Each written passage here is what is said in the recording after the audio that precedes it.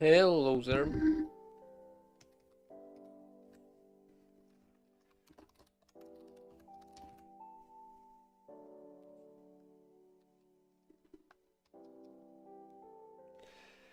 What were we working on? Generics, right? Let's see, core. So we have generic types, but not generic functions yet. Oh, right, because generic functions are tough and rough and difficult.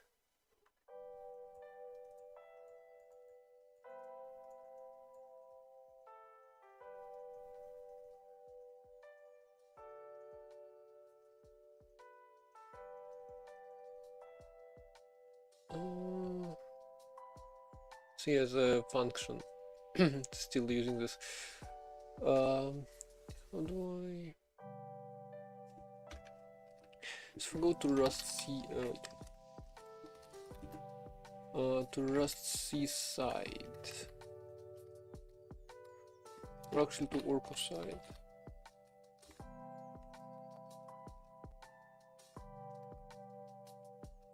So macro is gonna take, macro is supplying a function that's gonna take self. Now, this self is this trait. So in order to realistically register macros, I need this to allow for code gen.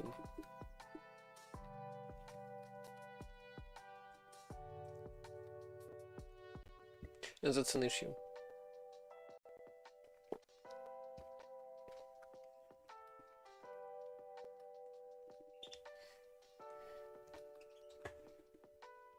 I mean, I guess I should separate this, really.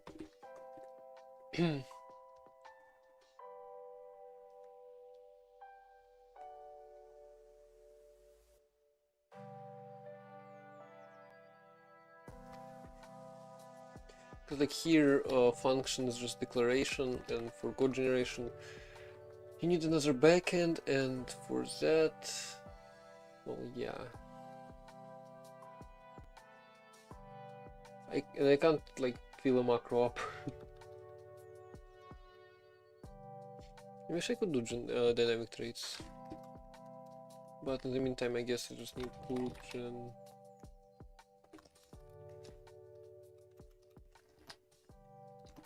Where is it? Ambiguous plus type. Oh, this is not gonna work, right? Because this is dumb.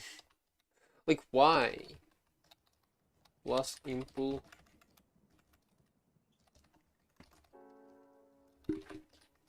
Backend B. Ref B. Where? B is both declaration and code gen. Now I need to find code gen. Oh, here we go. Just that.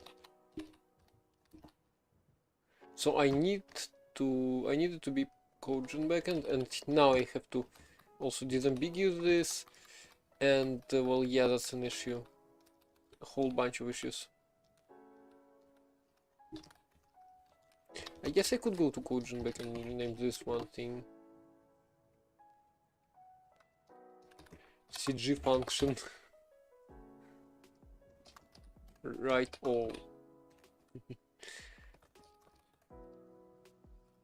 I guess that's gonna fix a lot of ambiguation issues. Like you just search for function call, and I mean it literally. It's not as backend, but it's like that, or cg underscore function. So this is what I was looking for. I can just do backend cg function name now, because that's not ambiguous anymore. So that's a little nicer, but that doesn't really matter much. So for function def, we have to provide a code gen optionally. Wish I could make this optional, but I guess I guess it's fine. Like, really, only the function one cares about CodeGen backend.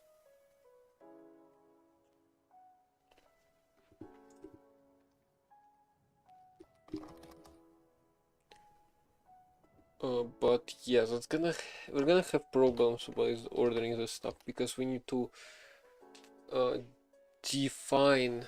So we need to invoke the macro. So we need to generate generics before they're used.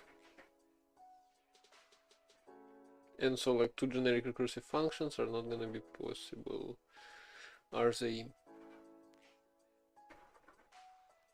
I mean, actually no, because yeah, functions are rarely used in declarations. How does the moon get his hair eclipsed? So right, how do we check for generics here? We have our big thing, then we do this.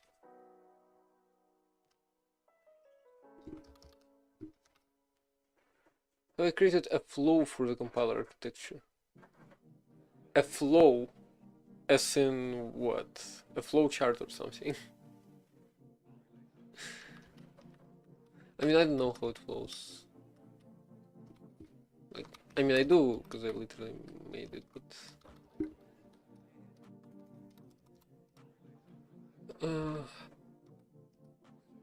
it has issues.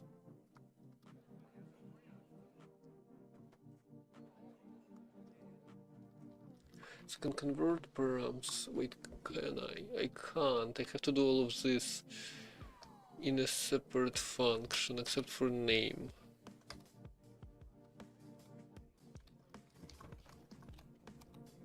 Let's copy that. So we take name. Names convert past text to def ID for some reason.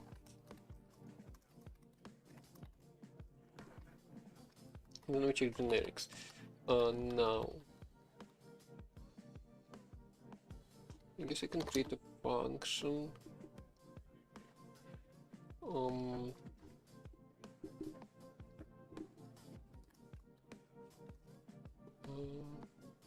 Do I need to?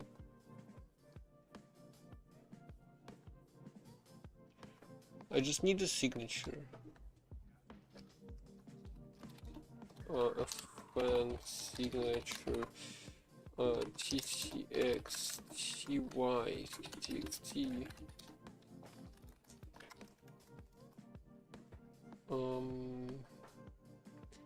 Backend. Do I need backend? I do need backend. Which is wait. Backend is just impl declaration backend for. And do I even care about lifetime? I feel like I have to. Can I actually ignore this? Probably gonna be angry at me. And key, obviously.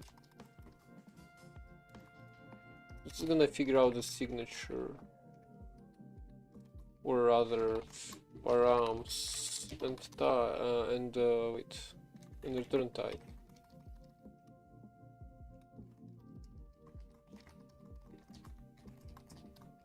What?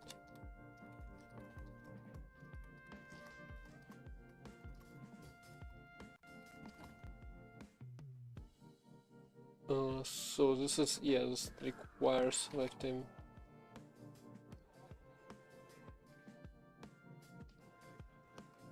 Can I just do this? No. So I guess I have to introduce named lifetimes everywhere.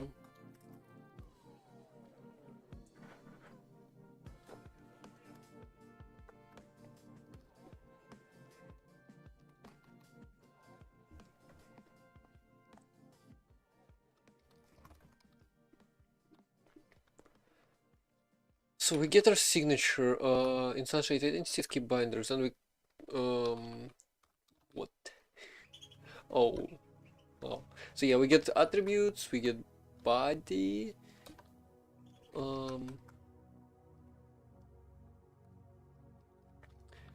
quickly convert params with a map. I need a map. I need to pass a map here. If I take a look at this probably takes a map. Not only that, I need it to be a reference. Wait, like that.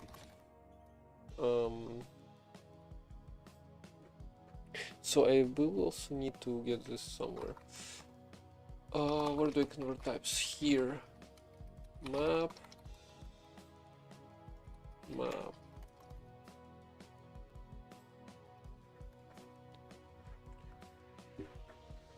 So in this case, let params rt equals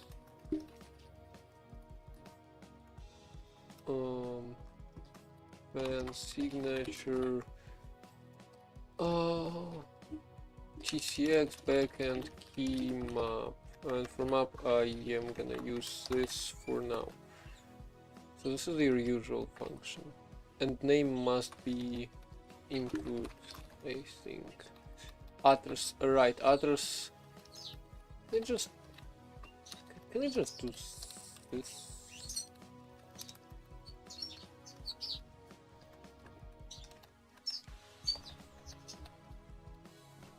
Like let address.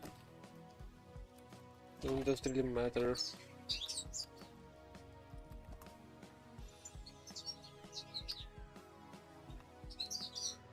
Oh right, add return type.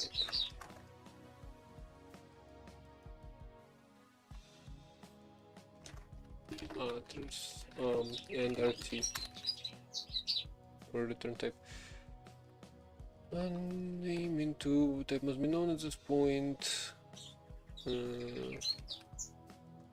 Oh, because I have into here.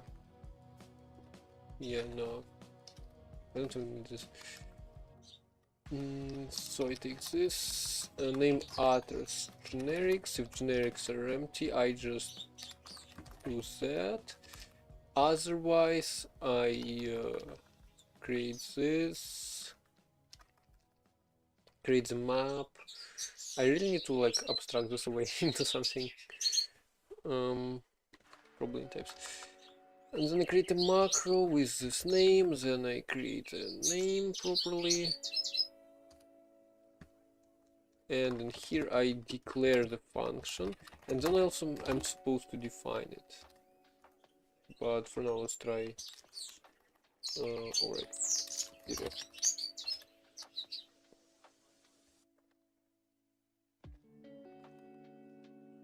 Oh, I also need lifetimes, don't I? So I need lifetime B, which outlives lifetime A, which is used for the declaration backend.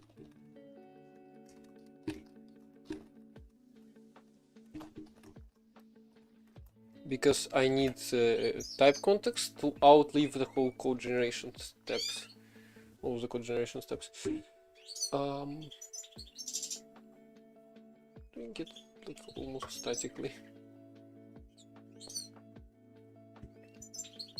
I mean, it's gonna make it a bit difficult, actually, but I hope it's okay.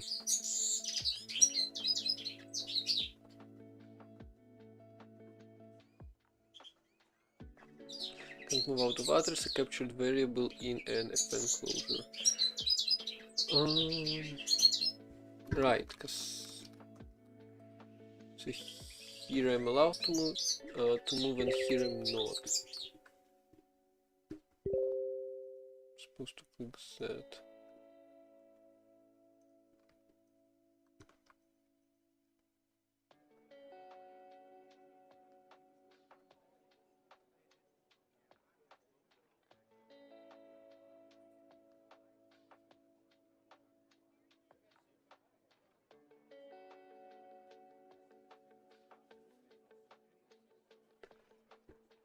So, right. Cannot move out of address, capture variable, clone. I'm supposed to clone them here because I might create however many copies.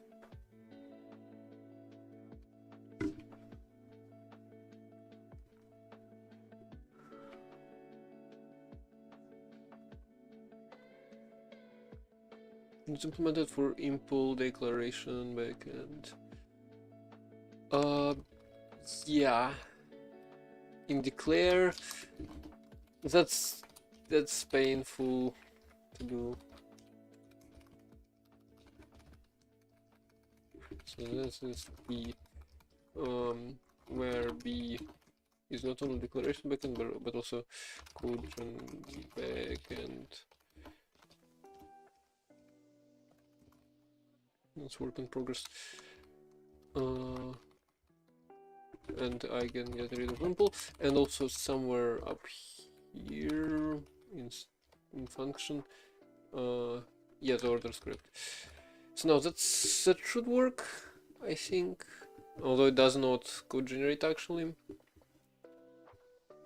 but still.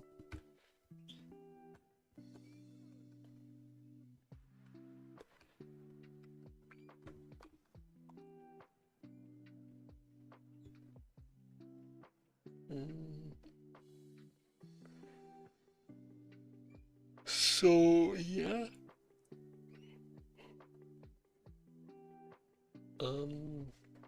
I have never generated non-null U8 clone because I have never code generated anything.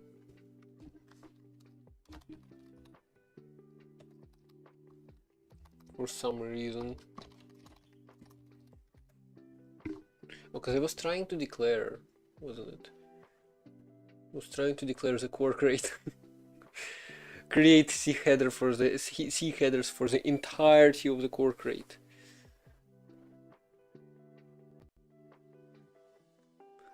Of course that would crash. Of course that would. Not yet implemented. Can we go higher?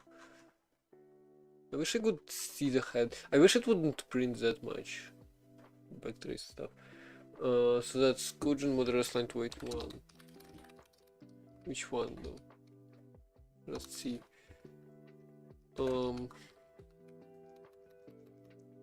Ooh. Yeah. Parallel impl items. And clone is an impl item. So this will run, but this will not generate any clones. Surprising that I'm declaring them.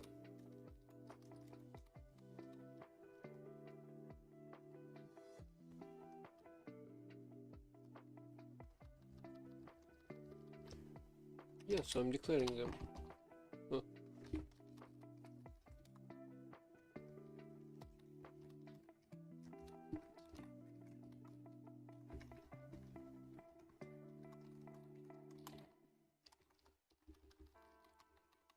Simple item kind, and for fn, well, the same thing, basically.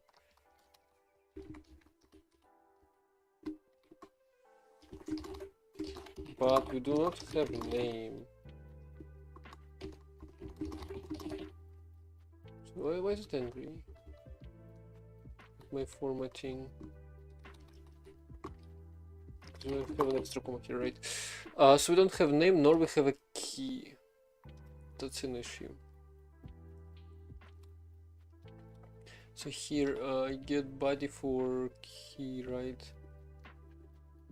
Somewhere on the crowd has my colors. Yeah. Where do I get the body? I'm passing it immediately. Wait, right. I'm passing it immediately. So my STMIR for key. And to get the key, what do we have in here? We have a body ID actually. And this thing also has a body ID. We have body ID and we have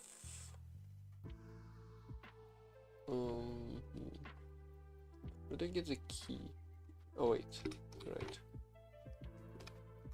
What did I do? Well, copy this.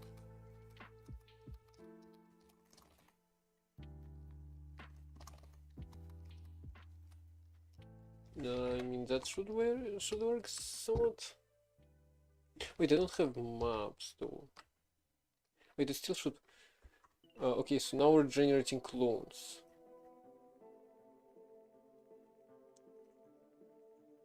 Trying to codegen an undeclared function core impl clone.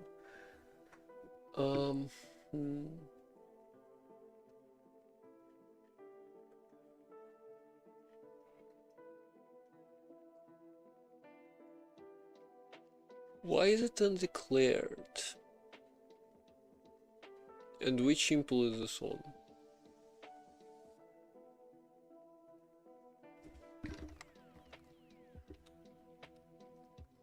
Impl number 0. Is this the generic one? Might be the generic one, because then I need to skip those. So here, or really like anywhere here, if in Rust, yes, if tcx generics of key is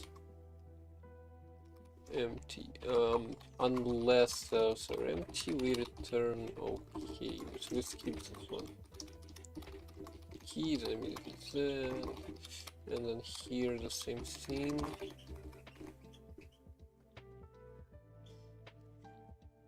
Russian, Belarusian.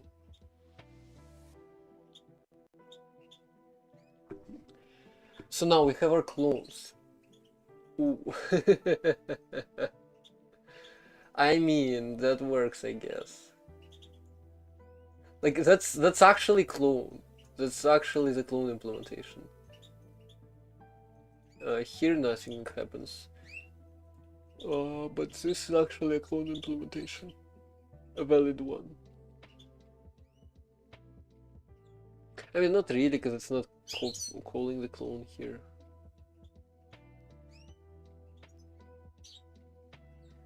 And nor it's calling this.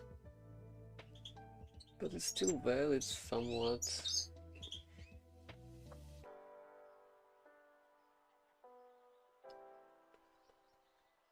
So why are we getting this weird impl?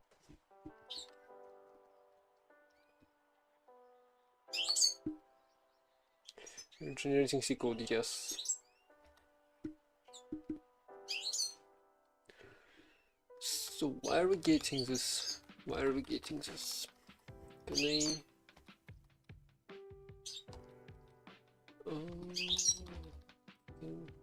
Wait, we're printing it.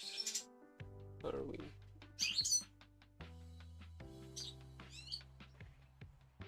Return. Yeah, return. Only terminators were returns. Because it's weird to do somewhat. And for codegen statement, I guess I could leave comments again and see what I'm missing.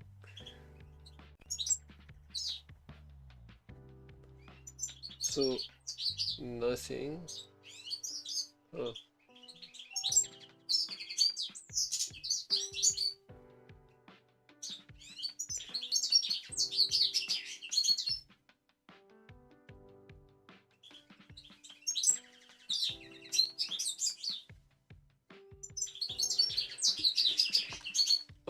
So yeah, right. It's not statements. I would expect it to be terminators, this function calls, but I do not see them. I only see returns. So those clones actually look like that. For some reason. Where is U8 clone? Like, where is anything? Where's my R dump? CTX, TCX, my R. Dump.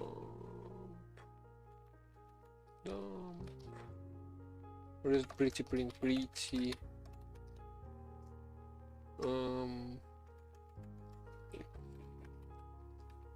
Need to Google this.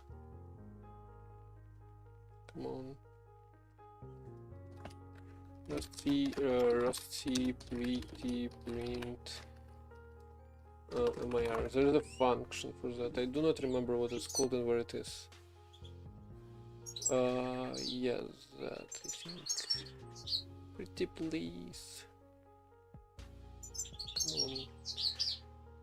on. MIR dump or MIR writer? Oh, I don't remember what I need. Write MIR pretty. Yeah, I think that's it. This creates MIR. Entire creates MIR.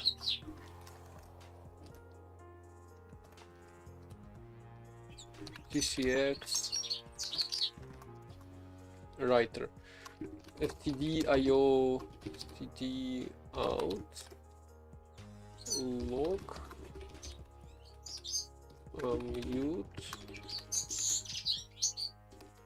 Wait, I don't need log, do I? Maybe I do.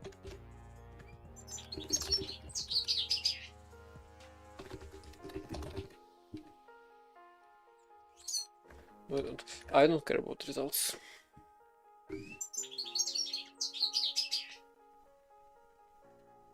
So somewhere here it pretty printed all MIR and twice even. So this does nothing. This does nothing. Like, dude, what is this? No, Null's clone actually does some stuff.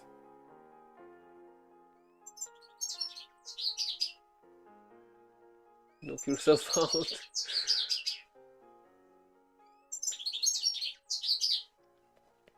So why is this not? Why are either of those not calling the clone function for non-now? Huh. That's weird. Actually, I mean, I guess if I use the non-optimized version,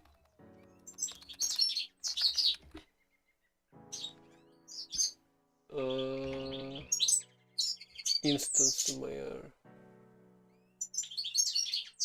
No. So I have optimized MIR. There are others. MIR build.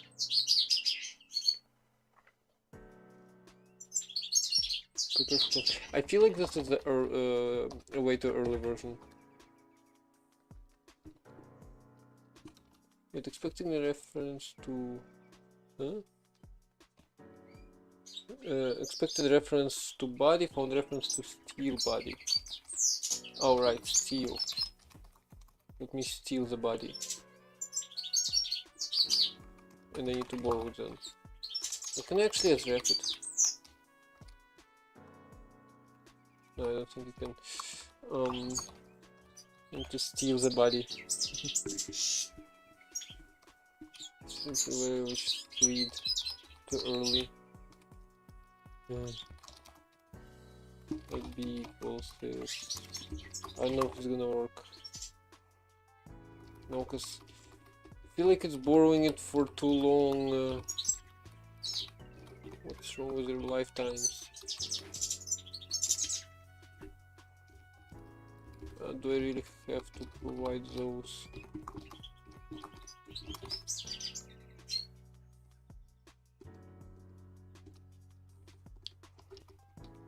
Do we really have to? A, B, the body is B. Because that's a reference, and TCX, lifetime is TCX. Now extra, even more lifetimes. Don't we all love lifetimes? I don't even know if it's gonna work. So it means this. And then I need to go to CodeGen.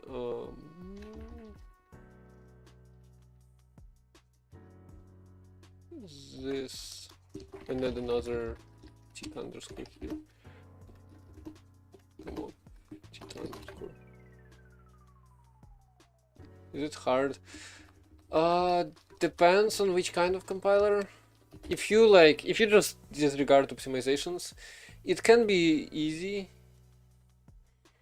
or somewhat easy.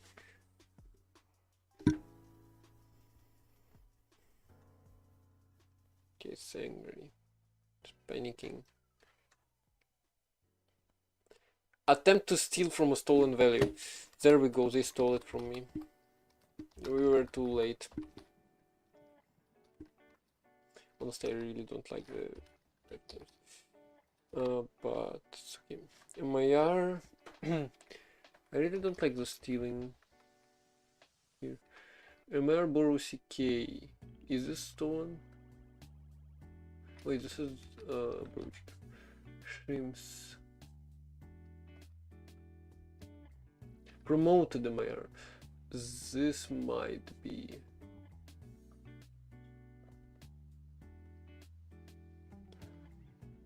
These functions all promoted in a specified body. Instance MIR. Person instance.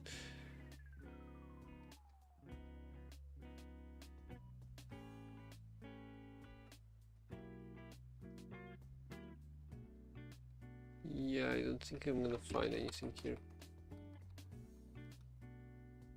Roll back. Undo it. Like, dude, why did it optimize everything out? Guess I can get rid of this.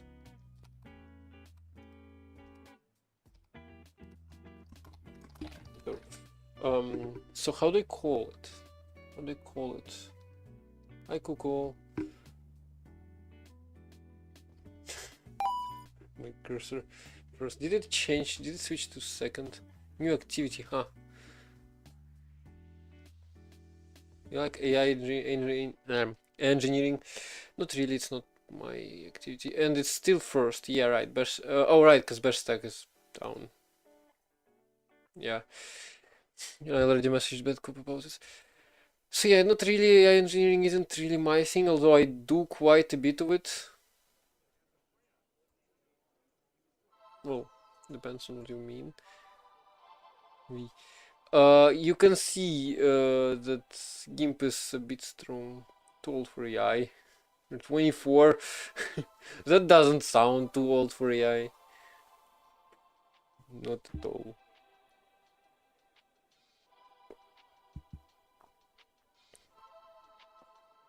Also here 25. Exactly.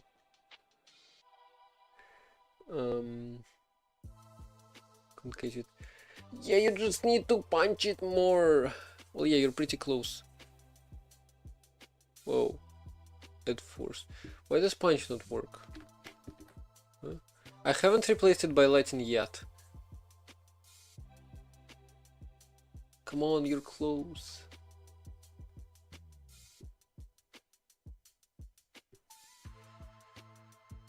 That's a joke because I hate AI engineering.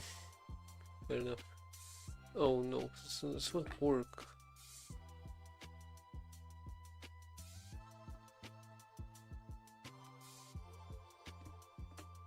This is broken again. You got it. Good job. Yeah, I swear I'm gonna fix it one day. Oh, and you're tied again. Or are you? It had 16 HP. Yeah, but it's like its defense stat is high. All first plushes are high defense and attack and everything. Being a network engineer must be awesome right now with some money. Well, I don't know. I don't do networks, and I probably won't do networks because I mean, actually, the thing is, all the things you don't think it can survive glass. You really don't.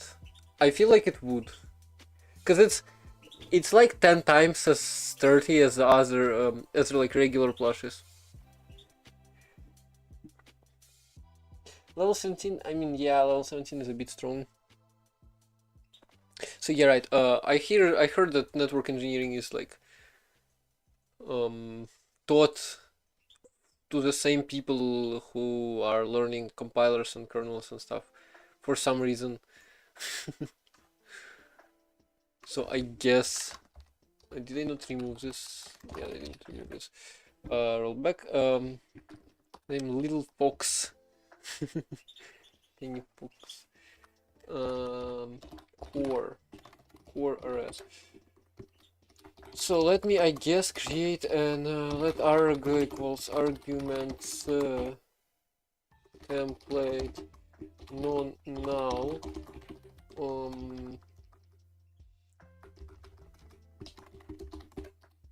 pointer null. Can I do null? 0s underscore. Good enough. I guess that x equals non null, like that, and then I just do x dot clone. They've seen clone. Clone exists. Needs more type info. S pointer clone. Let's do U8. Or is it because U8 is a trivial one? We're crashing again.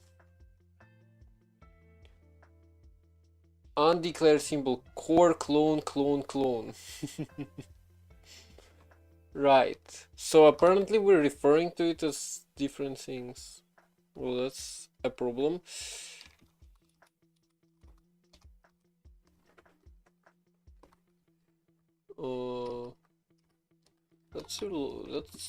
That's really a problem. Cold. Self OP funk. Self OP arg node.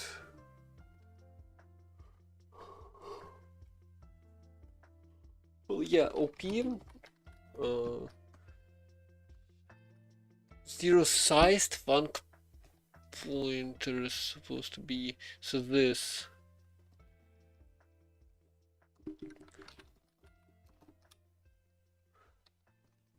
But like still it's weird. Debug.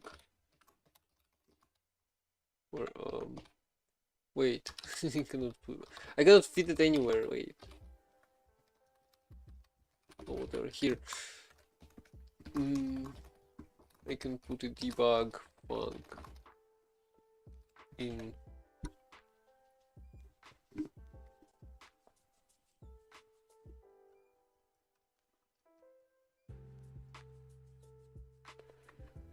So this is the def ID of core clone for some reason, even though core clone is not a thing.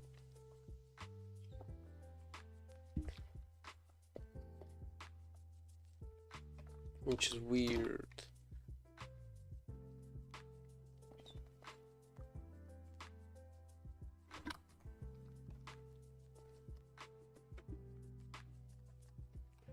Open def, open ptr.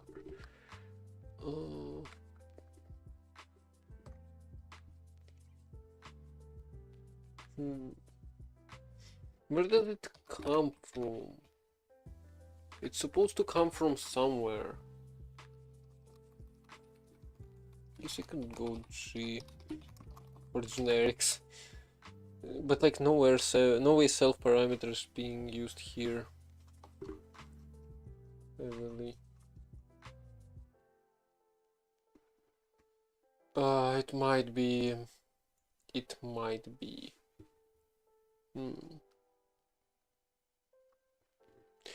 I guess the generic declare is okay. But yeah, apparently I'm not. Apparently I'm not doing it correctly. So self parameter. Self parameter in generics. Underused.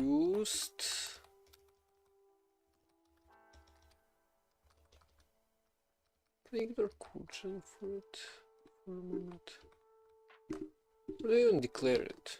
Where do I even declare it? It's like I actually do I even declare it? I don't declare it because, oh my god, I don't really how do I fix this?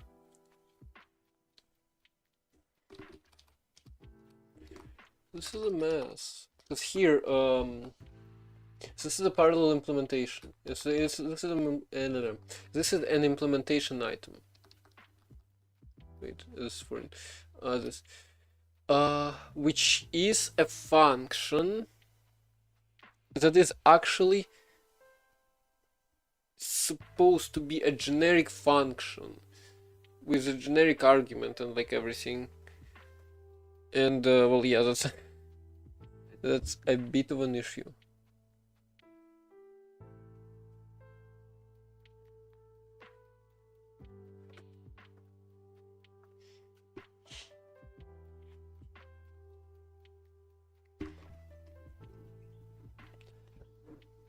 I don't know how to do this.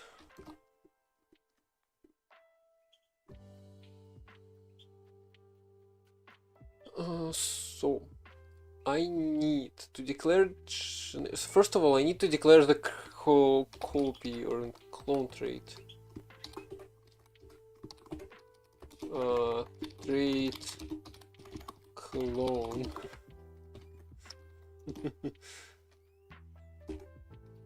Wait. Oh my god, what is this?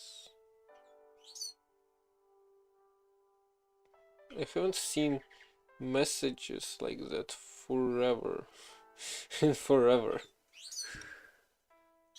And I am talking about this a big spam message.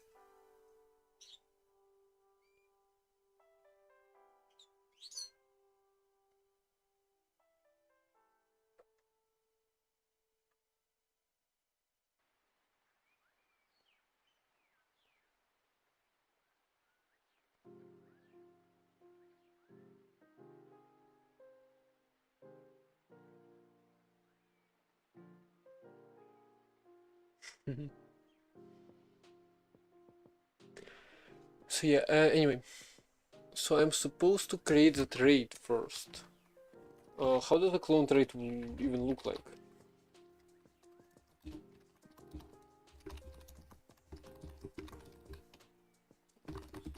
Just a library core.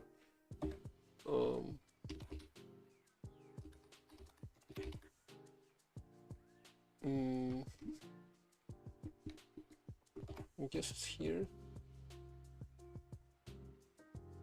There's underneath, and there is a pub constraint clone sized. Guess I can copy this. Removing dog comments. Clone and clone from function.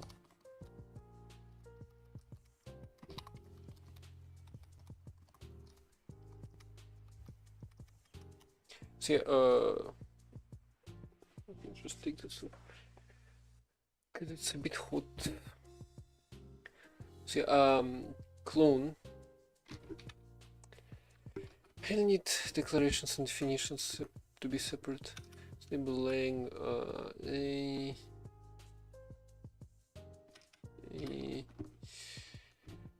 I can get rid of docs. Table must use.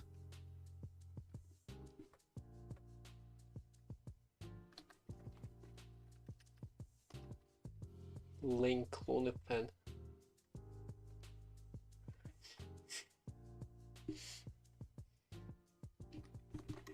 Okay. Copy assignment. A clone from B is equivalent to A equals B clone. In functionality, but use it to avoid necessary allocations.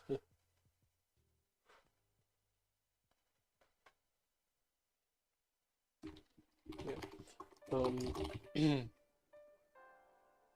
I should use clone from, but I probably never do. So const what even is this syntax?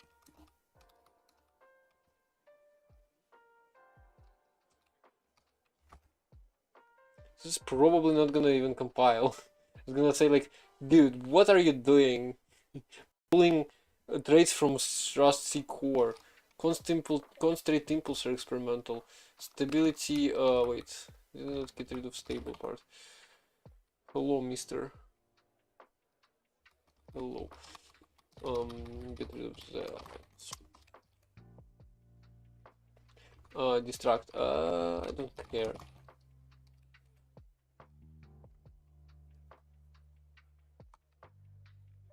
Source self.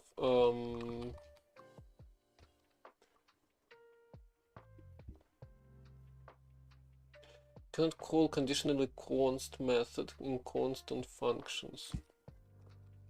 Okay, whatever. Let's bring this back. Where's the distract stuff? It's the marker.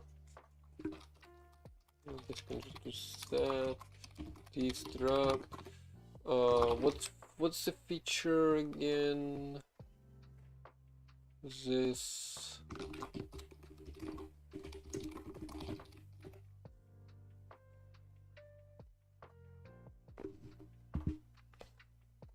Const distract. A separate feature. Trait is not stable as const yet, yeah. Now it's panicking. If I scroll up, still the same error. Let's actually go to Rust C and let me comment this out. I'm just gonna print my RTCX or what's the function again? Write to my RPT. Write my RPTCX into stdio stood out.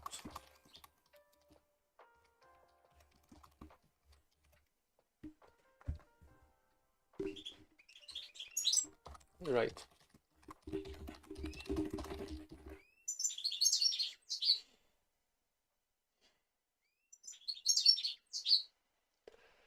So what do we have here? I guess this doesn't matter much. This doesn't matter much either. No null. I feel like this doesn't matter much either. People add clone, except for the naming. And clone from. This is a generic function.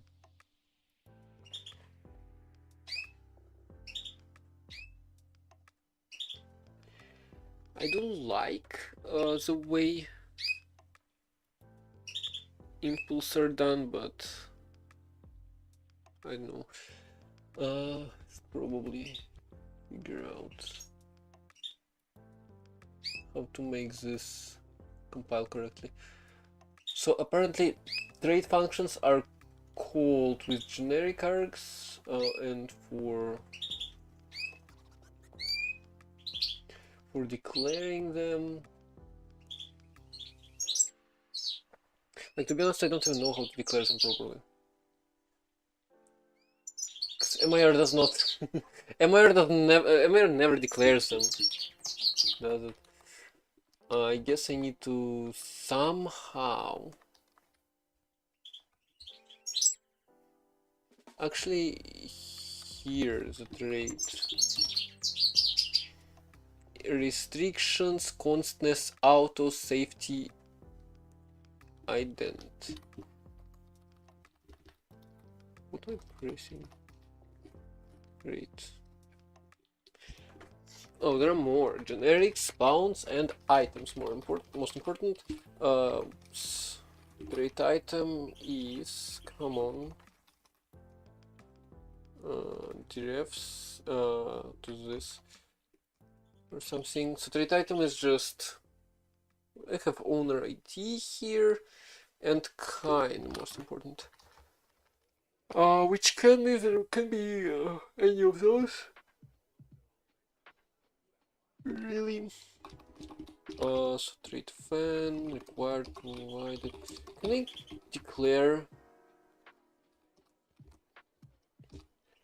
Can I declare a function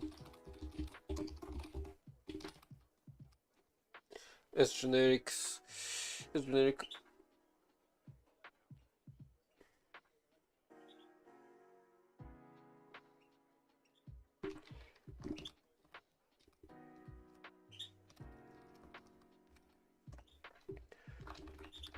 So trait item owner ID def ID. So I should be able to do items for item in items. No real need for parallelness here.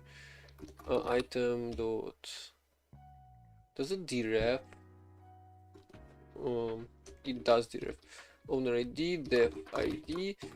I just function tcx spec and this, but I need to make sure that this is actually a function. So item kind.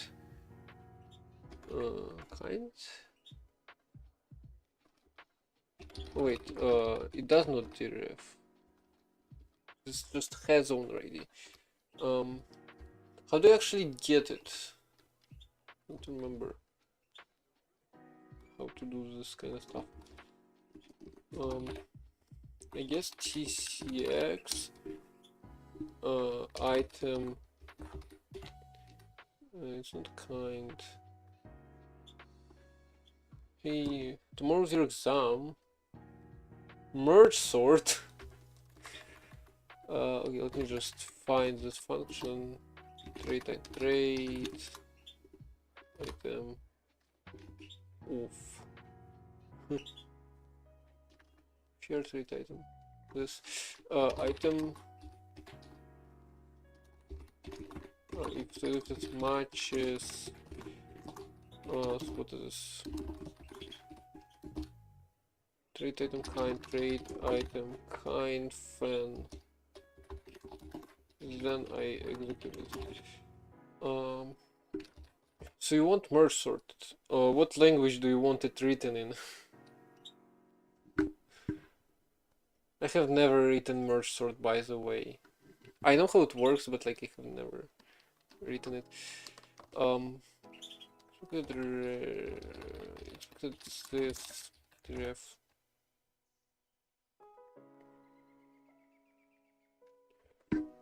Okay, so trans C++ or C. Well, I don't know if it's gonna be easier in C or harder. I guess let me give it a try. A new length C. Wait, right. Okay. So you have void merge. Let me actually write it somewhere. Downloads merge sort C. So suppose you have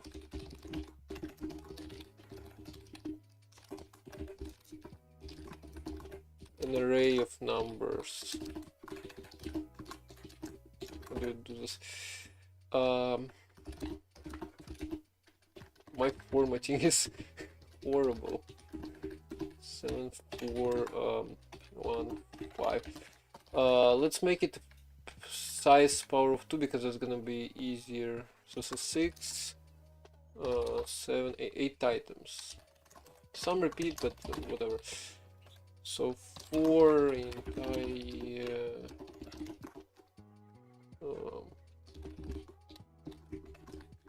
7 8 0 array user input. Does it matter if I explain, if I'm just explaining it?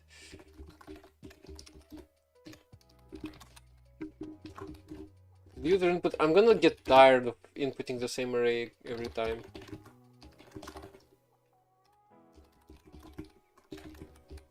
We're actually gonna put this. Come on, put yes here.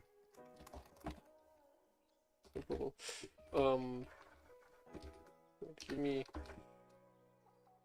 I should have done it in a different term, but whatever. GCC merge sort C. We don't have GCC. It doesn't really matter. Come on, A dot out. Let's compile. Okay, right. So that works. Now let's create a function. Merge sort. So it's gonna take start and end. So it's gonna be easiest. Or start and size. I guess start and size. Although I do like start and end more for some reason.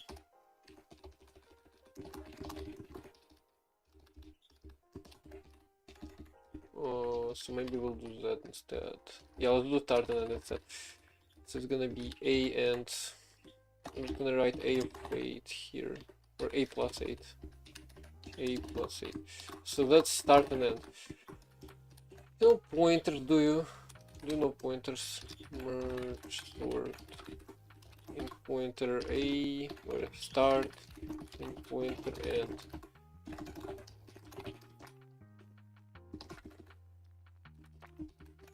And size, and then immediately. Okay, yeah, no, fine. We'll take size. In size. So let's create a buffer. Size. So this is where we're gonna or actually size over 2.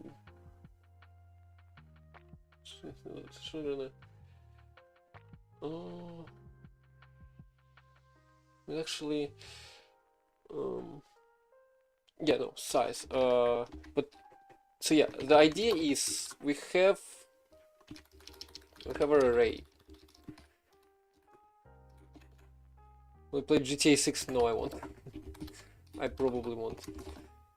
So we have our array. We split it into 2 halves, which are like identically sized, or they don't really have to be sized identically, but the more similar the sizes, the more optimal the sort will be, because of like logarithms and some other reasons.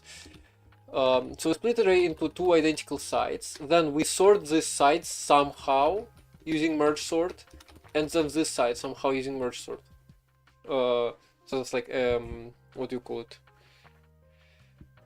I don't know what you call this stuff. It's like you split the problem into 2 smaller problems. So you sort those 2 arrays and then you merge them, which is where the name merge sort comes from. And to merge them, you just like imagine this is sorted now. So it's gonna be 3, 4, 6, 7, and then this is gonna be 1, 4, 5, and 9. It DC? What is DC? What do you mean?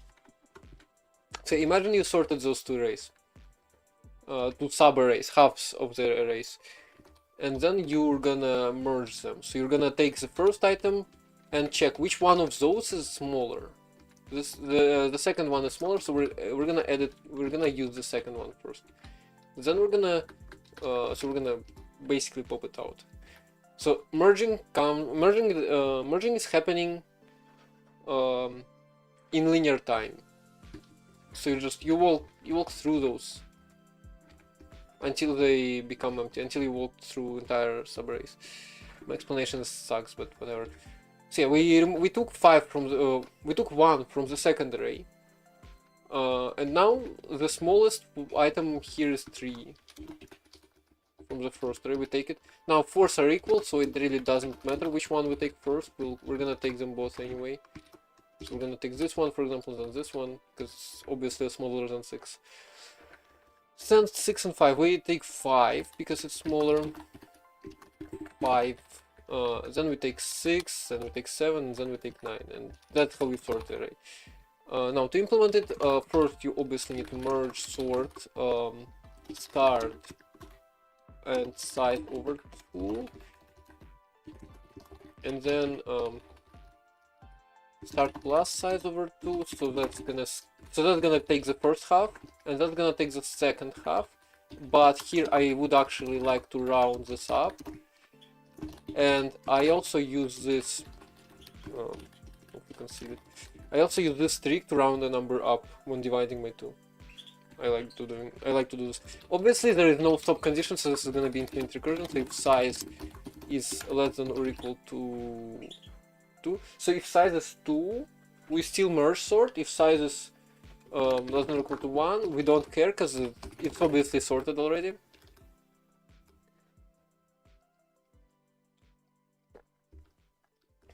Now, so we sorted the two halves, now we need to merge them.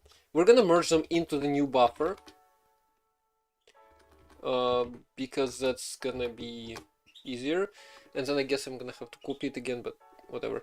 So let's create 3 pointers, int index. So that's where we're inserting into the buffer.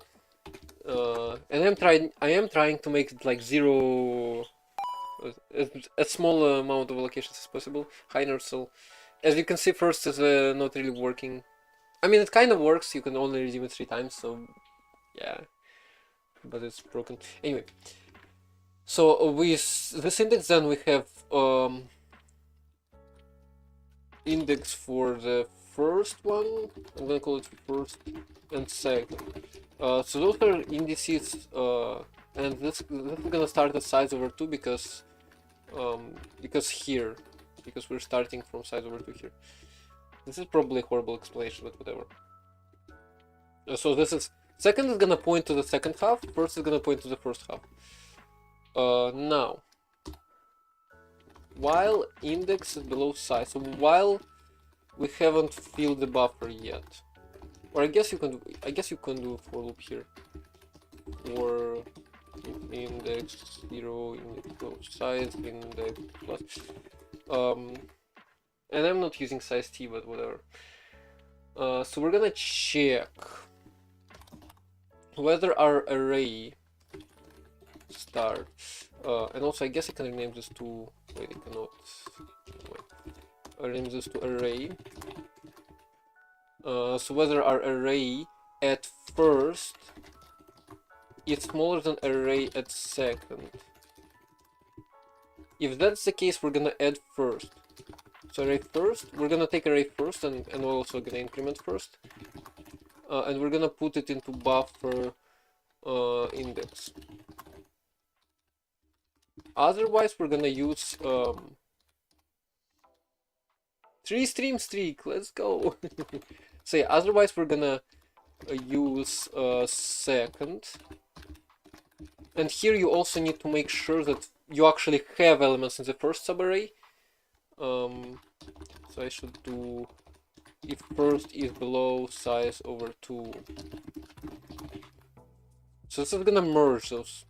And then I need to copy it back. So memcopy, something like that, into array from buffer. The size is size of int multiplied by size. I need to include string. Yeah, so it always surprised me that it's string. I guess memory.h exists as well. So now let's see if it works. Let's see if I can write where sort. No, I can't, apparently. So what can be wrong here?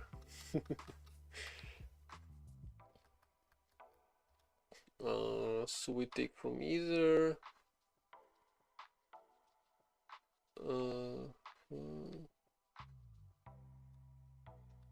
Let me comment this out to check if it. So yeah, this does not destroy anything. Which means somewhere in recursion I'm breaking it. Size over 2 and array plus size over 2, size over 2 plus size remainder 2, or I guess size minus size over 2. It's gonna be the same. Apparently I cannot write it. I mean, I have never written merge sort before. Yeah, so this is the same.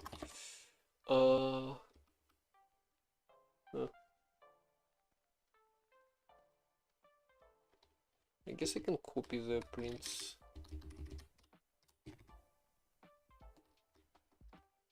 So after merge sorts separately, I'm just gonna go through until size and print array I.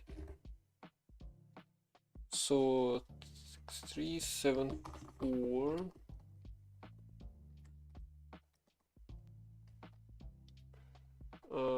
3641. Why is it 41? I have messed up my indices somewhere. I must have messed up indices somewhere.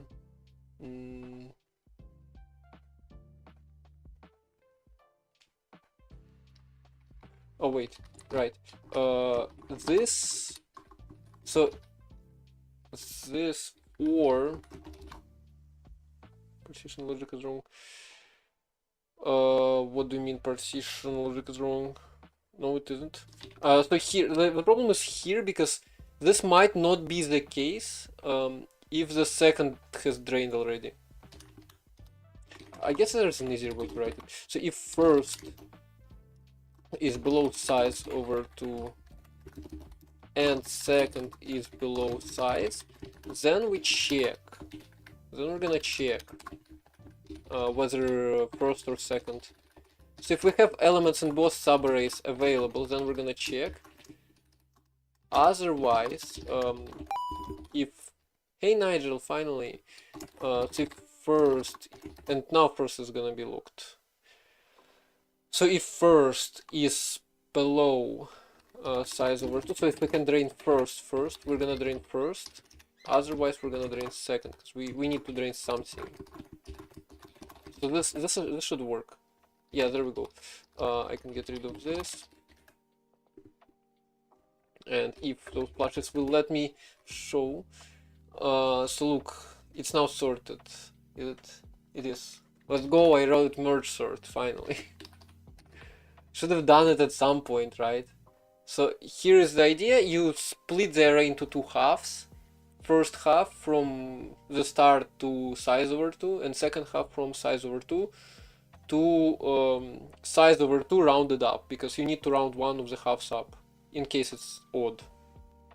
But like really easy, it's easiest to explain on the array of size of power of 2. So yeah, and we do not recurse if the array size is 1 or 0, because like empty array is already sorted and array of 1 element is also already sorted. And then we merge it. So we create a buffer where we're gonna put elements in order, and then we walk it. And we check if we have elements in both first half and second half. We're gonna check which one is smaller, the first one in first half or the first one in second half. If in the first half it's smaller, we take the first half. If in the second half it's smaller, we take the second half.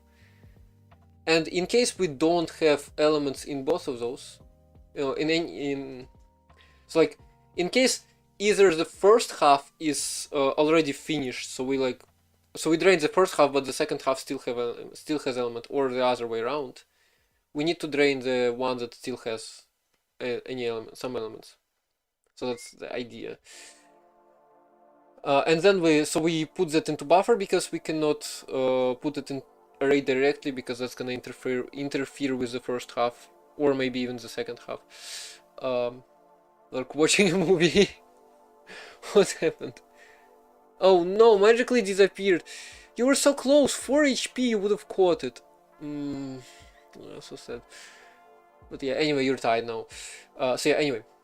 We put all this into buffer, and we copy buffer back into the array, because that's where we're expecting the value to be. So yeah, that's the merge sort basically. Now let me get back to Orcom. It was at 13. Yeah, but it was at 4. And I already told you, plushes that are summoned with first, second, third. Zoom out. Okay. Let me edit this. I mean, do you really need main? I guess you can. Let me get the plushes out of the way. If I could do that, why can't? There. Watching Backrooms the movie, huh? So yeah, this is the idea. So what was I talking about? Yeah, I have never written merge sort before. Took your screenshot. Well, you can scroll back in the video. You should be able to. Anyway, so this should work now. This should declare it. And wait, I forgot to bring back C backend. I can comment this out. I guess unwrap. Okay, so that you don't warn me. And bring this back. Struct map is never construct. Yeah, sure. I'm gonna fix it at some point.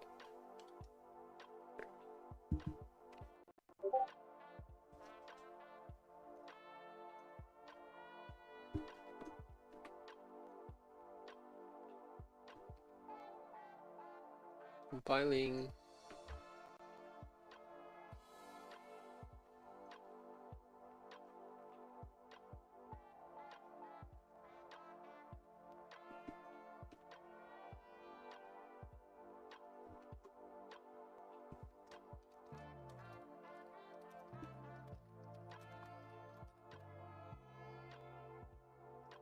Today's Tuesday, right? Yeah, for me at least.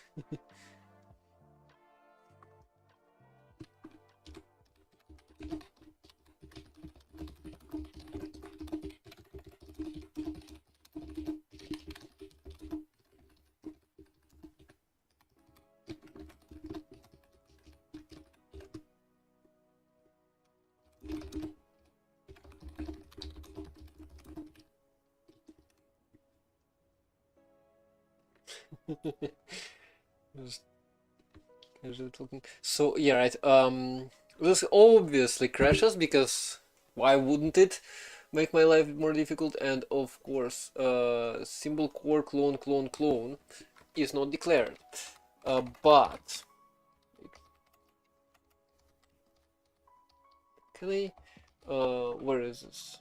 Can I just like comment it out there? Cogent value.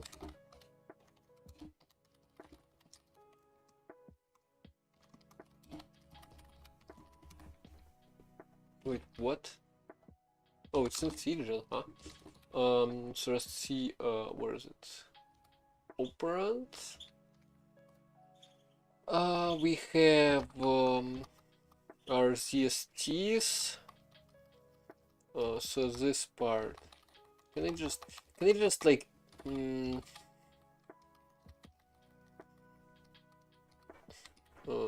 can I just do self cogent icon 0? No, it's gonna break. I mean, I can just UB. I can just hope UB. It doesn't matter. It should work. Like any VST. Okay, so we're compiling. We're failing. Not yet implemented in types in Rust C types Rust 85. Rust C types 85. Apparently, function def. Oh.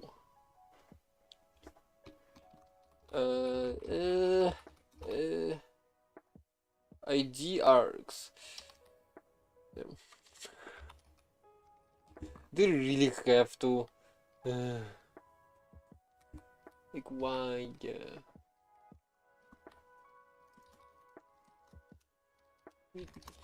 Can I somehow bypass it? When does this happen? Because we're calling clone. Can I ignore it? I can if I ignore definition or closure. I think.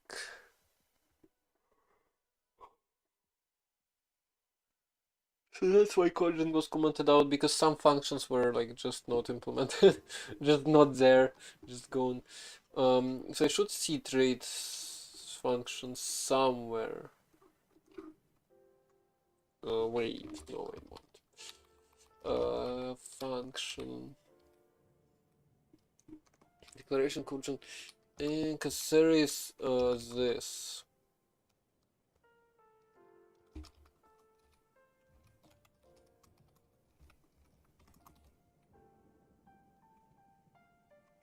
So yeah, map of offset args. What does the thing do?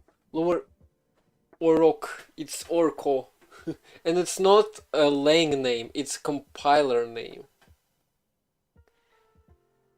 Is to Rust IR and reuse Rust backend for the... No.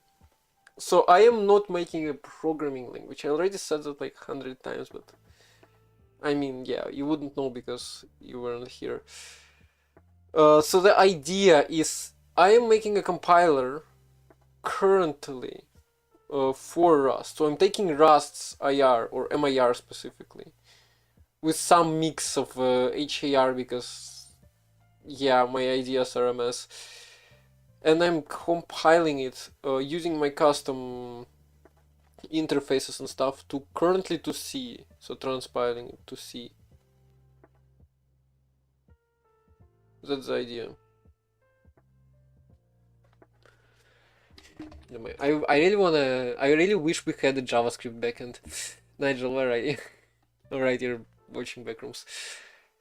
I hope he will tell me how that went. Right, because this is not gonna do anything. Can I ignore the macro? Can I just like for a moment and false here? Engine compiler is just gonna be error. No, you can't do this. Because this is 100% false. What? Oh.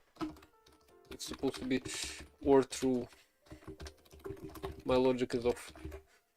It's not a compiler, so to speak, but more like it is a compiler. It is a transpiler. If you want to call it a transpiler, it is a transpiler. Because currently it only transpiles, but it will be able to generate more assembly-like languages and like machine code, whatever. Internal compiler. Ooh. Ooh. Body owned by. HCR has no associated body. Right. I cannot have body, so I cannot have body params. Which means I need indents. I need a list of indents. Or idents. What's where is it? Where is foreign function? Idents. Yeah, I need a list of idents. Which means here. Can I get that list? I don't think I can get that list. How do I get the function idents? How do I get the signature? I mean, I guess here the signature is header. Wait, this header is a different thing. Decal. No, there are no idents. Additional stored in bodies params. We don't have a body, dude. No default body. In the trait, just a signature, and there are This is so. this is just. I don't even know what to call it. But yeah, just. I mean, it's that works. Fan. What do we have? Signature and trait of fan. So trait of fan.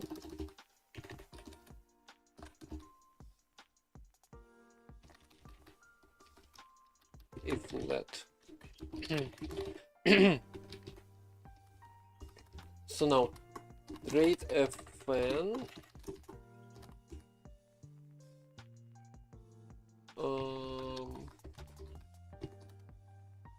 isn't enough. Required. I mean, I guess I can just match this. Match the kind and see if it's straight FN. So much kind this comma. So the trait of so can I JK call it JK use this as JK so then I'm gonna do trait FN is trait FN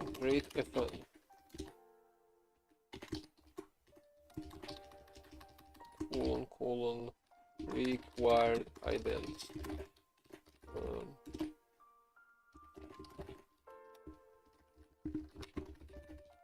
And the other one was trait FN provided. So provided this function, required this function, it's for function. TX backend key idents, which I guess I can rename to function decal.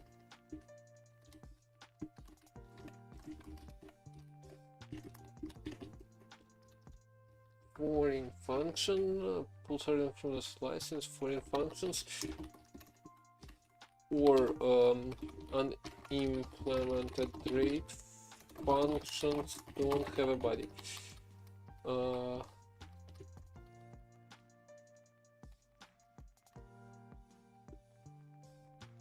Indents, of course.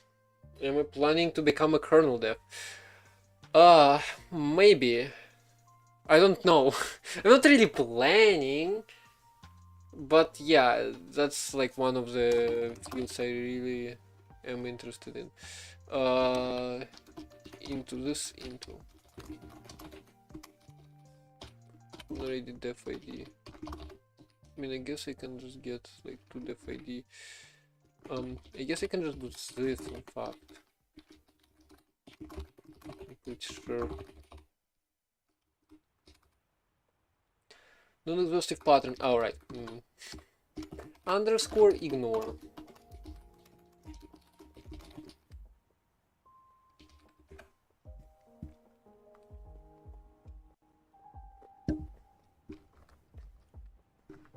So now we have a trait function which is self-clone.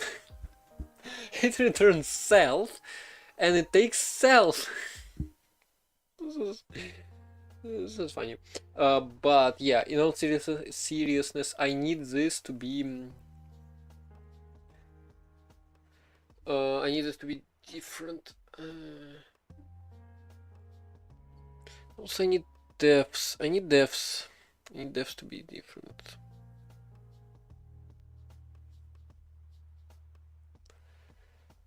Okay, anyway.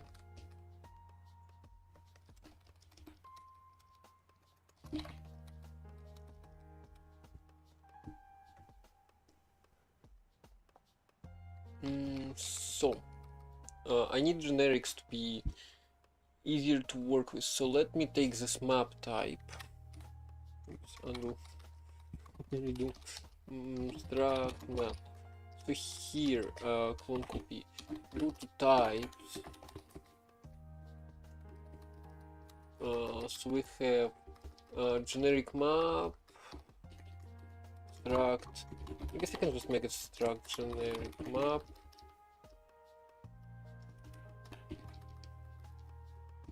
Import generic map. Resolve function. Copy debug default.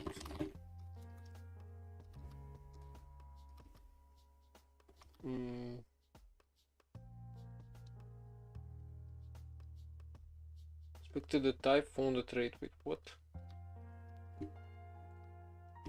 Oh, cause this. So now it's gonna be defaulted. The implementation, let me steal the implementation now. Just that.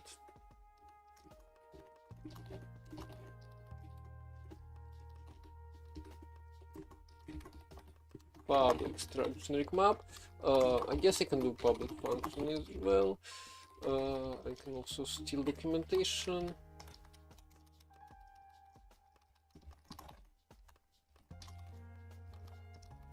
Also, I'd like it to be like that.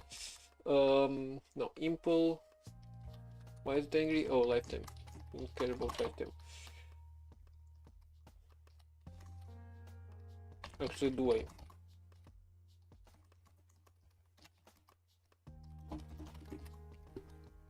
I need to create a new function. Offset. So offset we compute from generics. So we have our Rust kind of generics. What is this type? This is Rust C middle ty generics. So generics turns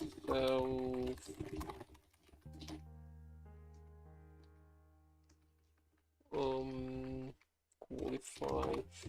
So we need generics as a ref, and then we need args as a different kind of ref.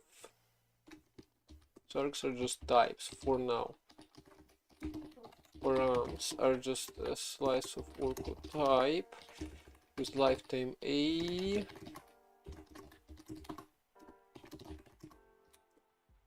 Itself set offset params or args. So this is args.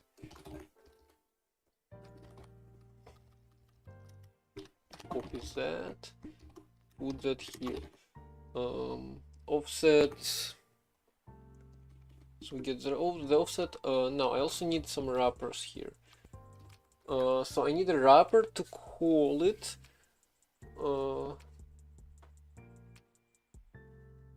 So if there are generics, then it's gonna be like. I can also do with stuff with names as well. Isn't Belarus military is mandatory? It is mandatory. Unless you're like how do you translate this? Unless you're just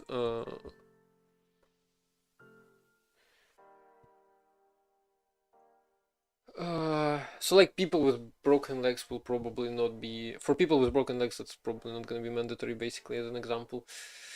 Or any other health issues, like, so there's just a set of health issues which will make it not mandatory. But yeah, anyway, does not apply to me, unfortunately. So name, attributes, generics. Now if generics are empty, we just do that. If they're not, we just I guess I could wrap it somewhere in something. So wrap TCX. Then we'll create a map. And here it's gonna be simpler.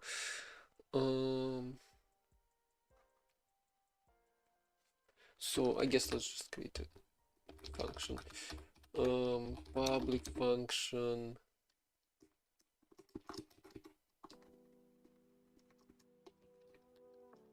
New generics. So public function wrap. Or I guess I can make here public fun. Sites whether to use to wrap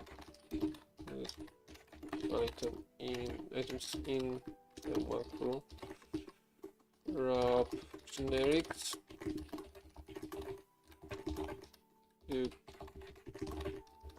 So we're gonna take generics this. or I guess we're just gonna take TCX and some other things. So TCX, backend, and key,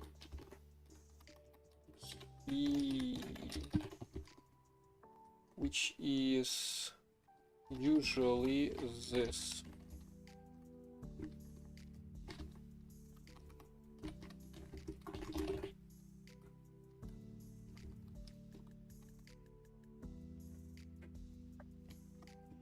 But I guess I cannot really rely on it being local, because here it's regular. So just def ID here. Now for function,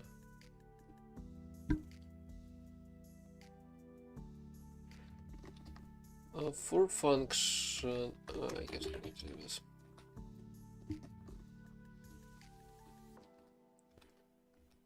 So we have a function. Then we'll have a closure. I guess I can copy all this or straight up steal it. So we create a name, great name. Then others go back. Then generics, T6 generics of key, and I mean, I guess for backend,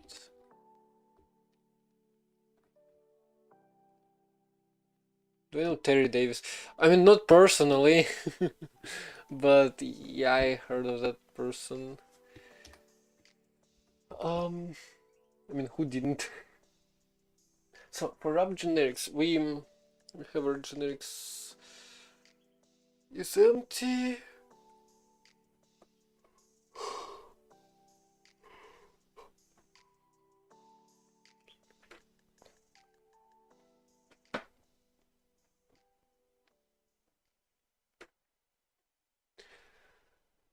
So in case generics are empty, I mean, I need a backend.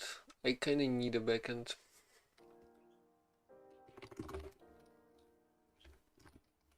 For the new item. And then call back. It's gonna be input fn1, not once, fn mute, I guess. It's gonna take actually, is it a fn mute or is it a fan? I think I needed an fn instead. It was sent to make a compiler by God, and then make an operating system.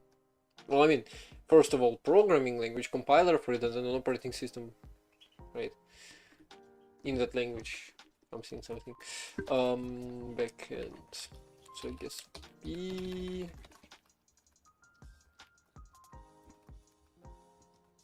Where B is this.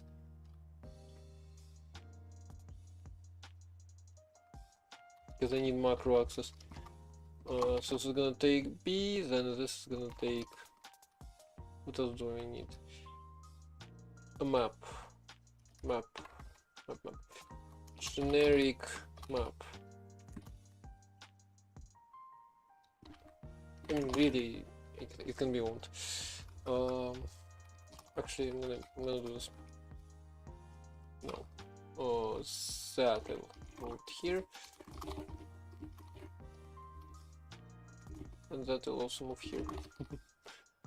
So if generics are empty, I'm gonna call callback right away on backend and on generic map default.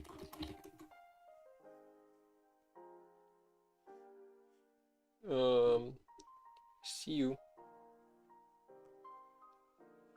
So that was callback. Now here I wrap TCX, some fancy stuff, and yeah, right, this thing also is supposed to take TCX, I guess. TYC TXT E and generic map. Rest of it is just copyable. I don't need to declare this, I don't need to compute offsets. I just create TTX, I do this, then I do callback, callback on TTX backend and generic map of new generics args, something like that. Something like that, but it's also supposed to take TCX. Wait, here.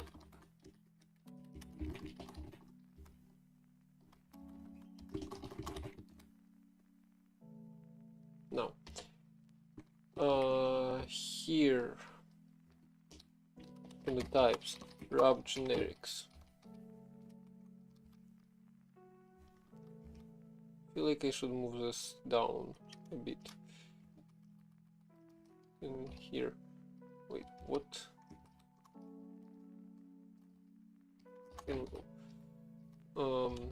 There we go. On input, get rid of input.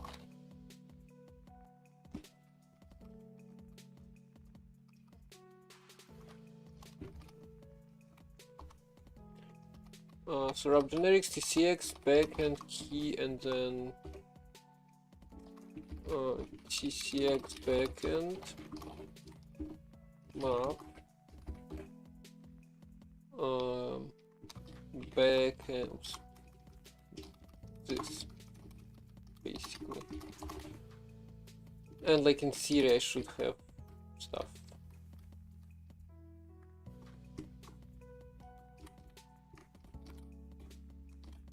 I guess I can also have a function here like pub of generic whether we are in whether this has any generic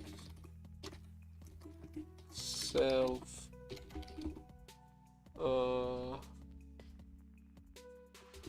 school whether, thank you. I always misspell this word. So one empty.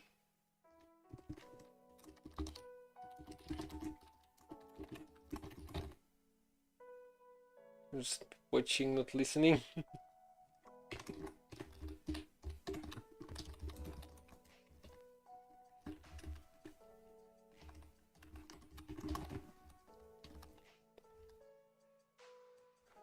Okay, so this is this feels weird. What is this emote? Kappa clause.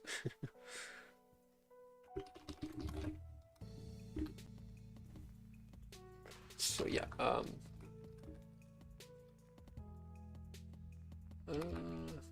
I mean, it doesn't really matter here. Oh, name. Of course, we're passing name as well.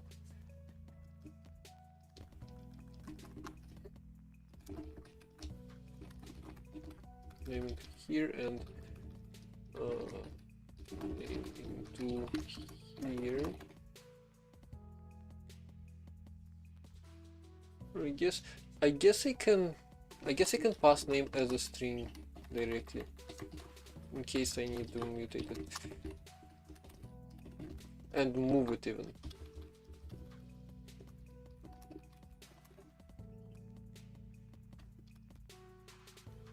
So that and map here. T6 backend key map. T6 backend map. This is so funny. Liberes line 127, 173.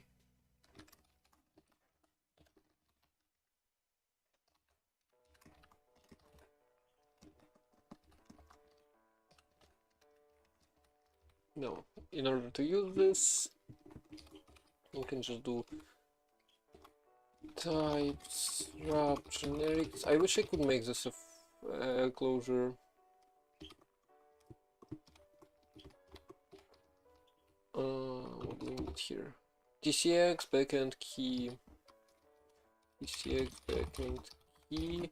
Callback TCX backend map name. Or I guess name map. Really?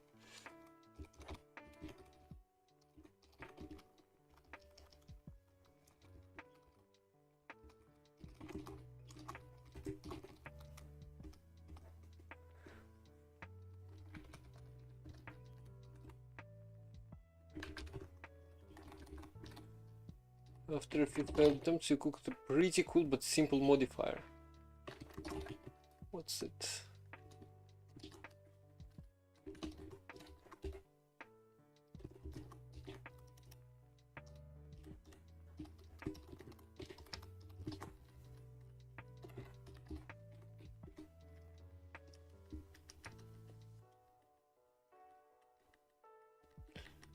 Turn the light off, so to speak. What do you mean? What do you mean? Okay, so that's a little bit cleaner. Or actually a lot cleaner.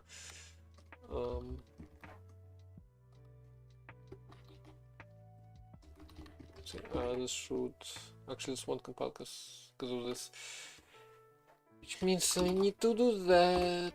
Need to walk through this. Oh, this is gonna be painful.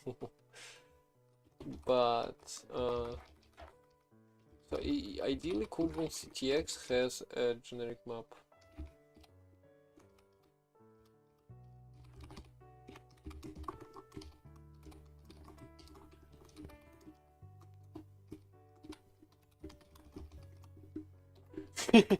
that, is that would be an interesting way to watch backrooms.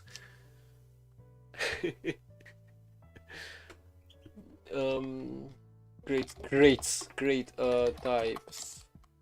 Generic map. So this is owned. Yeah. I guess I could ref it. Anyway. So yeah, but this is actually better owned. So this is actually better owned. It's angry for some reason. Ah, right. Yeah. Forgot the star. Like that. Key.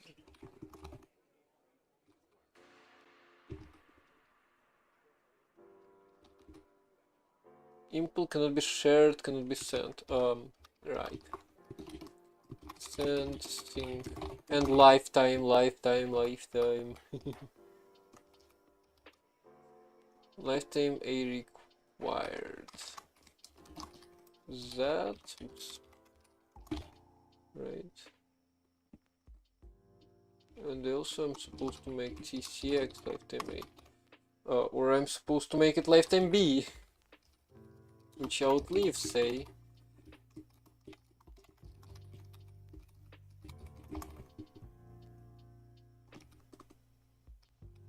That. Now, muted cannot be mutable. Because this I'm pretty sure requires function to be mutable. Now. That means I need a ref here. Or really do I? Do I really? Like really, generics map, copy. Here, up here. I don't even need to reference it, it's copy. Most of your code requires lifetimes written with tick underscore. Yeah, but look, Clippy, I have ran Clippy on this code base. It has no, like, I use tick underscore everywhere I can. I've run Clippy there.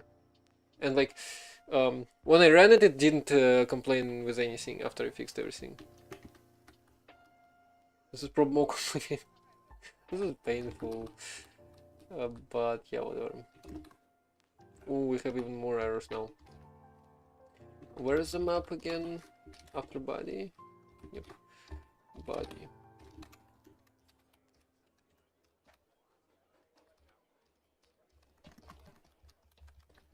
For now we'll just do create types, generic map, default, stacks or STCS I guess had quite a few lifetimes, so your games don't do. Yeah.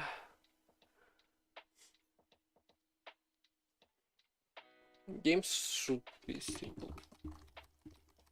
Technically. When should they? Maybe. Okay, so everywhere, everywhere there are issues. Everywhere. So here, function signature map should be derived. This key is wrong to the ID.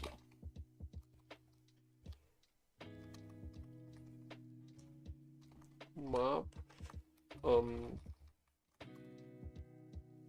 Okay, this takes. Wait, no, oh, cause this order changed.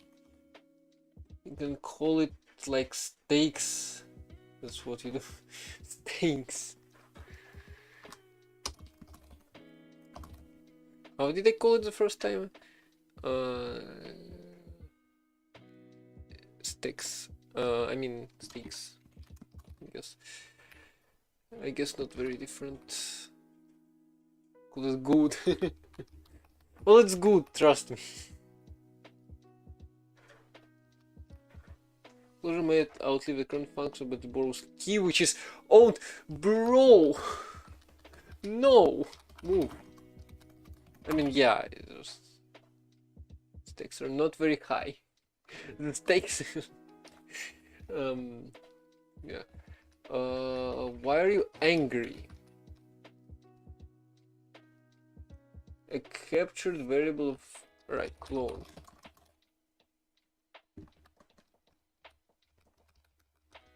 So this. So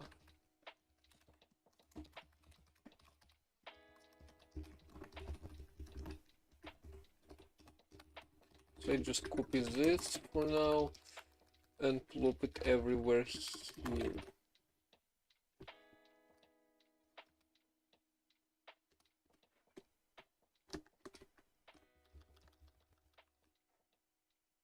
Reference, don't need reference here.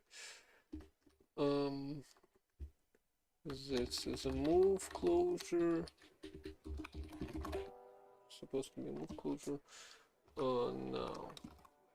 More. This. CTX map. Do I even have CTX here? Surprisingly, I do. And the last one is here. Self map. I think. Just everything comes from self. Context.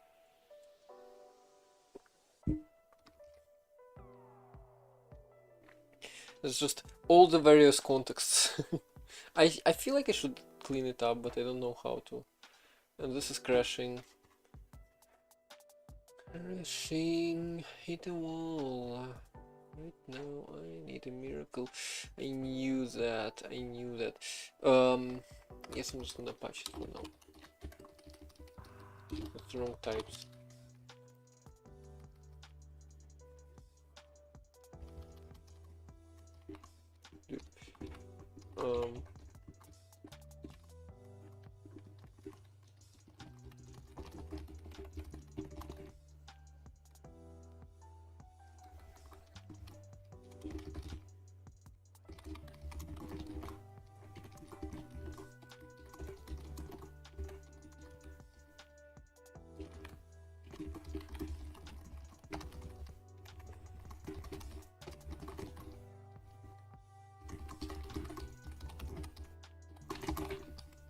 That's gonna work. It's gonna be okay.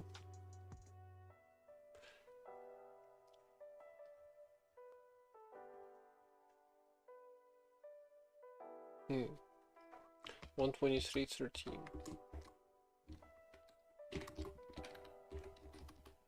What?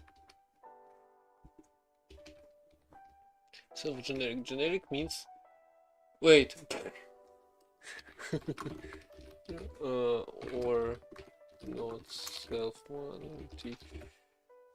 I guess I need the opposite, but whatever. So self-clone. Wait, that's hard-coded. Huh. See if it's just either this or that. Yes. Generic map. Huh. Wait. Did I mess up? No. Eh? Why is the trait? Why is it trait and here? It's not supposed to be. Or right, because I'm doing the foreign function. So can I somehow move this in here? Would be real nice. Key instance identity, body, params, indices, and then params are okay. RT is this.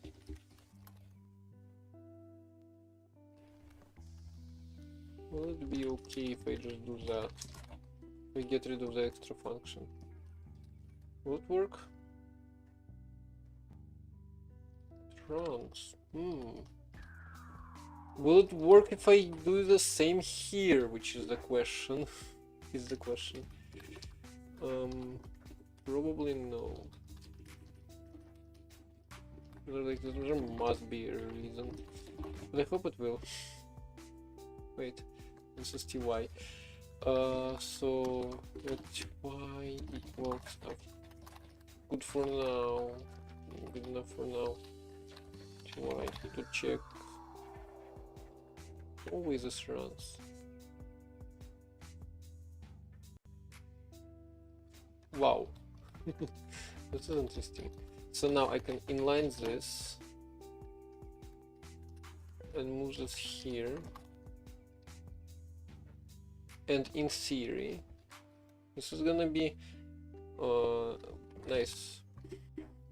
Just rough generics, and it just works. But yeah, I really need a context, or do I? I mean, that's just TCX and backend. Like, really, do you really need much?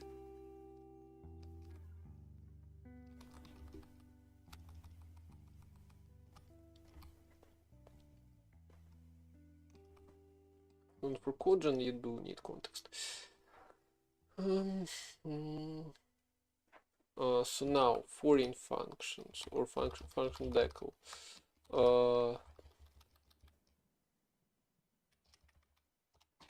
Same. But name is gonna be handled. Authors. Do we have authors? We do have authors. Convert CodeGen. Yes. Signature.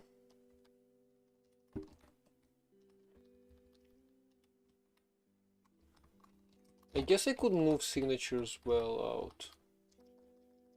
And body and like everything, because I'm still borrowing TCX, so it doesn't really matter.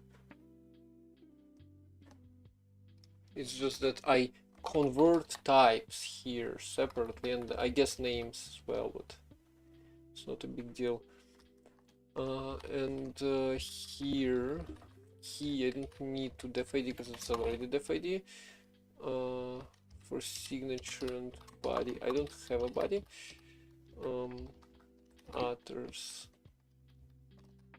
already. So I take this, I move that in,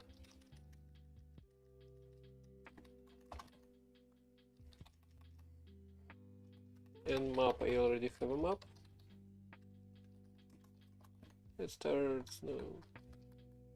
I still have no snoozes, like, bro, Twitch is as down as Bad Cops bash stack. Like, Twitch services are just not working, they are not restocking my snoozes. Into I'm supposed to into here. This is already converted. Colon. This is not supposed to be called. And angry. Lifetime on idents. I need the TCX lifetime.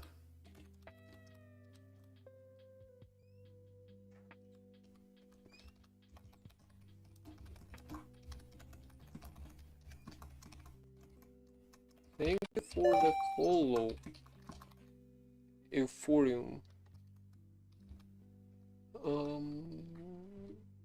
That's correct, right? Can I rename this lifetime to TCX lifetime? I don't think I have those items in Kojin, do I? Yeah, it's just A and TCX, and that's what it's supposed to be. A and B. So this is really... Ooh, this is just a shared lifetime. Well, I'll worry about it later. Now, here, I do need to rename this to TCX.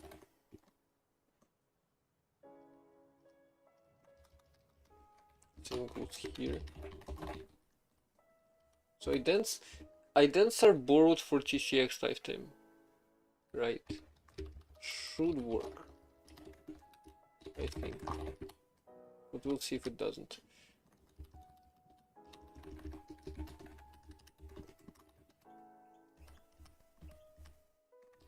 I see no errors. Let's run it and see. And break.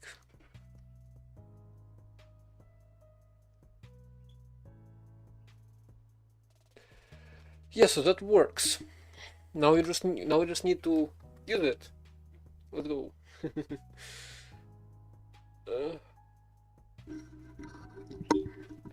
So everywhere we have generics, really, into Invoked. So for example, in zero-sized types, and I need to go to RC back and bring back Quotient.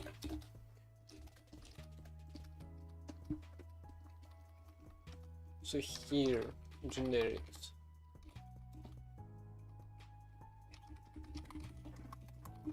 So those are generic args. Ooh, those are the list of args. I've not worked with that before. Corrupt generics.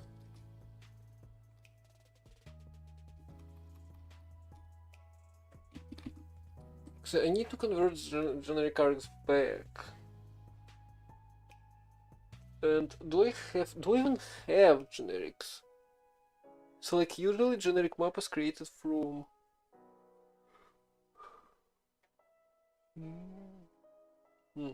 wait, it's not generic map, it's a generic invocation here. So I need to convert generics into a list of types, pass them in here, and hope it works. Generics public function use generic.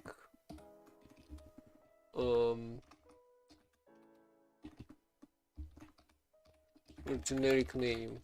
Well, your generic, I guess. So it's gonna have generic list or generic args.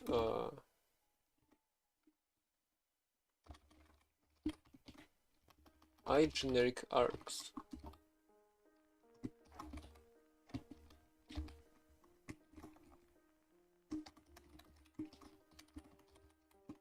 So have args.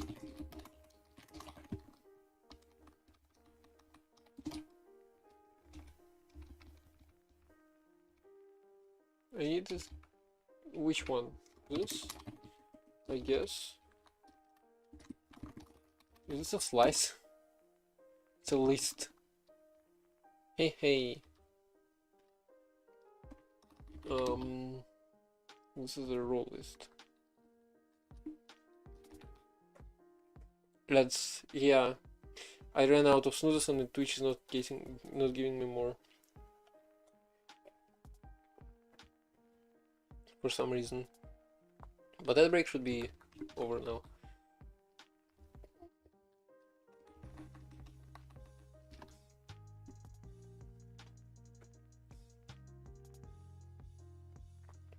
TCX and DefIT.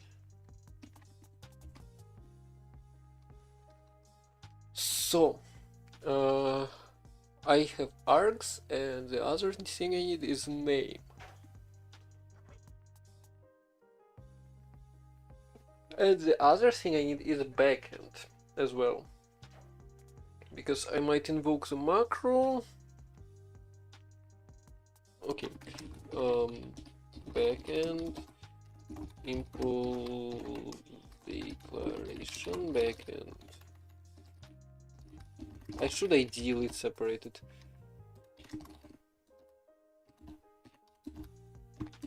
Or I guess I guess the backend is just gonna hold macro server. Lifetime A, so this is the ref args now. And name.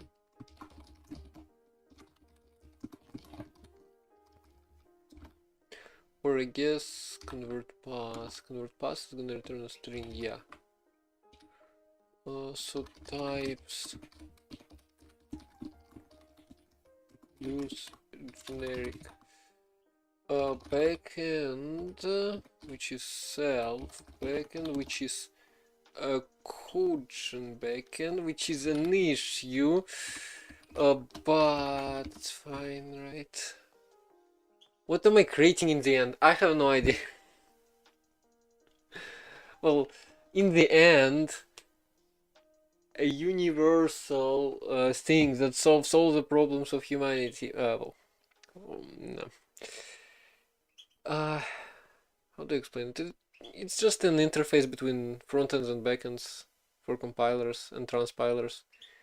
Really more focusing on transpilers and like compiling to JVM like targets where you need more source information, something like that, I guess, with some more FFI abilities and some more other abilities, and well, yeah,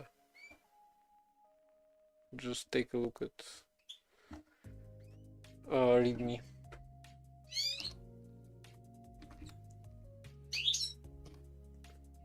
So that and args or generics. I'm pretty sure it should be BCG. Wait, backend is declaration backend. Wait. From nothing, it's supposed to return string.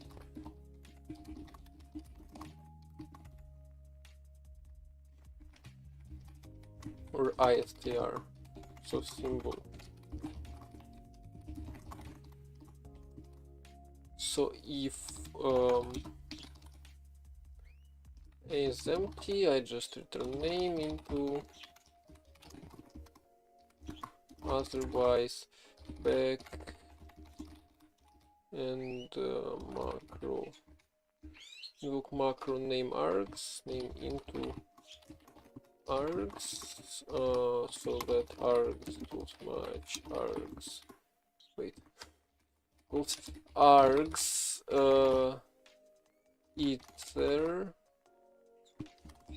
map collect.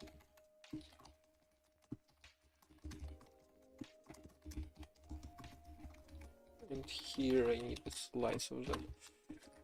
Arg. So that's a generic arg. I need to match it. So I need a TCX. Probably. Or do I?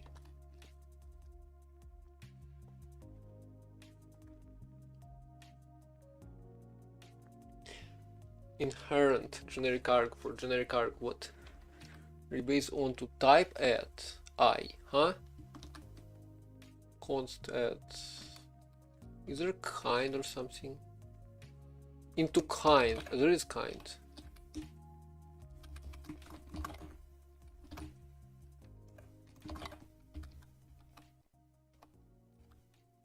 Well, I really only care about types currently, so flat map.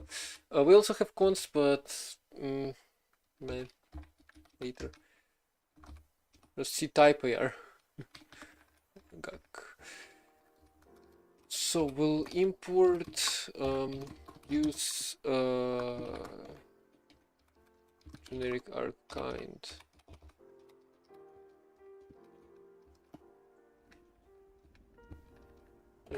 Really what I need is this. Use this as JK.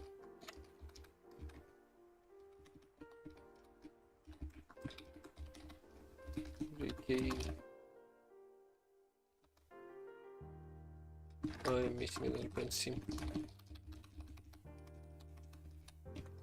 Currently this is none, this is gonna be none, to do, and this is gonna be ty, which I need to convert, and in order to convert it I need a map. Oh my god. Again. Let's break effects. Things like exceptions, I think 3 monads, oh my god, monads. Can be implemented nicely in user spaces library, not inside line core. Yeah, that's nice. That is nice.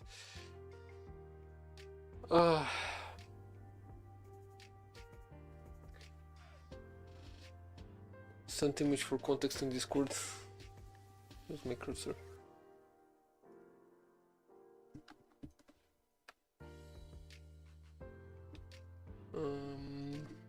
Hold on.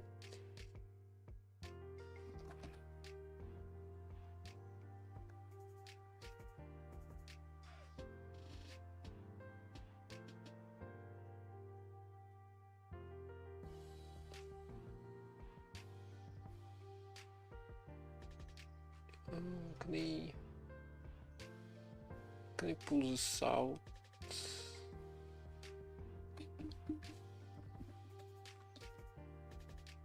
Whoa.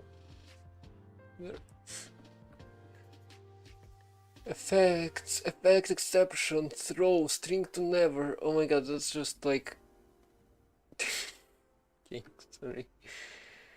That's wearing right in the code base. Pure. Okay, so you have to specify it manually. Where's the effects? Labeling. I don't. So this is a swear word. And handle. That's like Coca and like other languages like that. Safe true, safe false.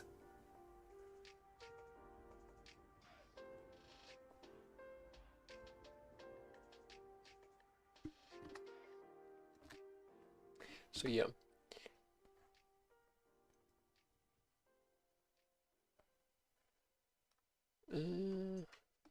This.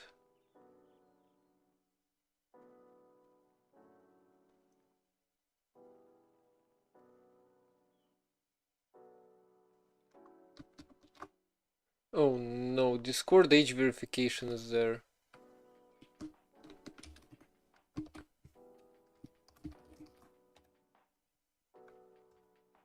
I am not verifying my age. No. I don't think I can even do that. It's like exactly like Coca. Yeah, I really liked Coca's effect system. Rust punch.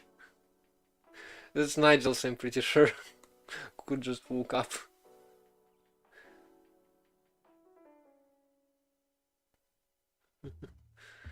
Yeah, that's Nigel's. Cause it's been there for a while. You wanna level up?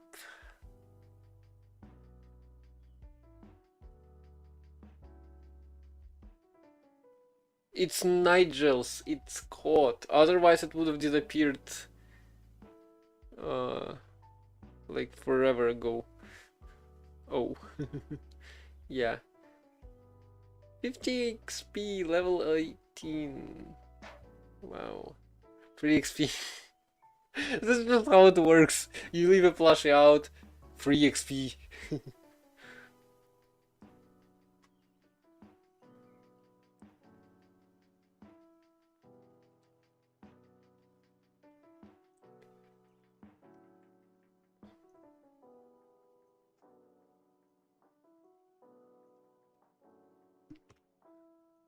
So I need to convert type.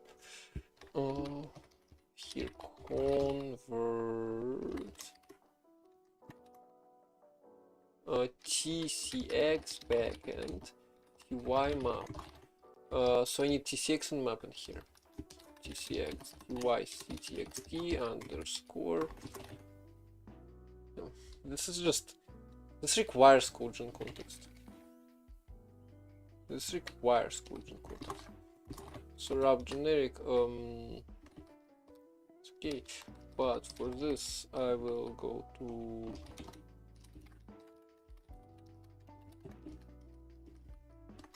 no one.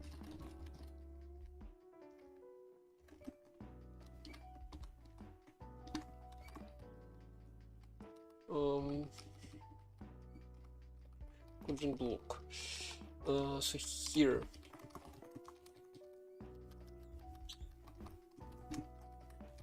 just self, so TCX backend are already handled, just those two. So for cube update, hey, code Phoenix ST on Mineplex. So here we do self. Oh,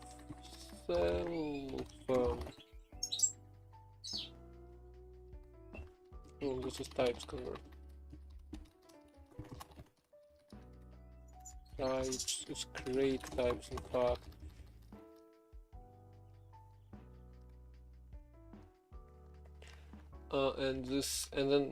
And then I need to actually convert the text.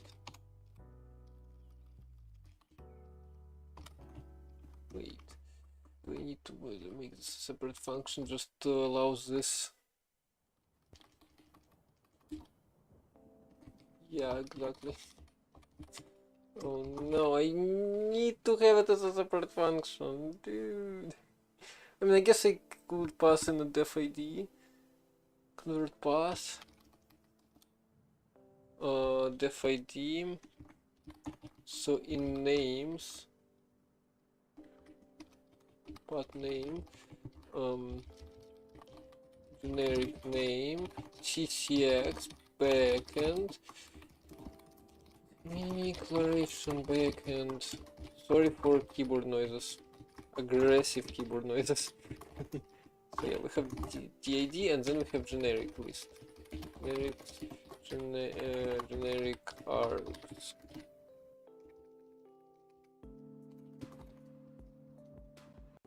Four prompts should be okay. And this is a ref.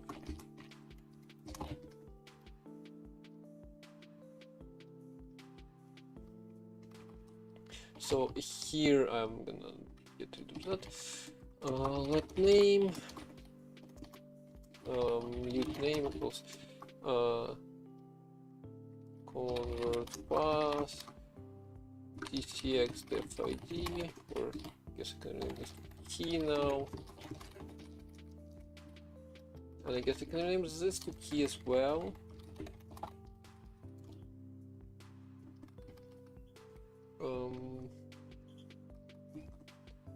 Now I guess I can steal this.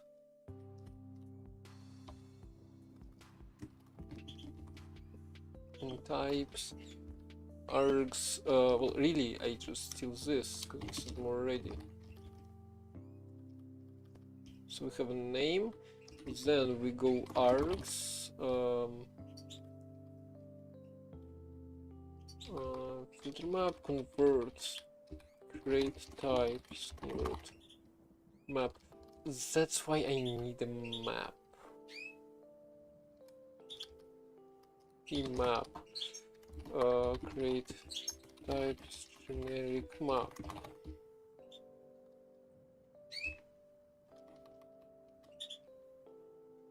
The reference, yeah, because this is supposed to be a reference. This is a lot of our arguments, but whatever. If args are not empty, I append some stuff to name and there, and this is actually a symbol, local symbol. It oracle symbol and trade symbols. And trade symbols with the fact system. Wait, what?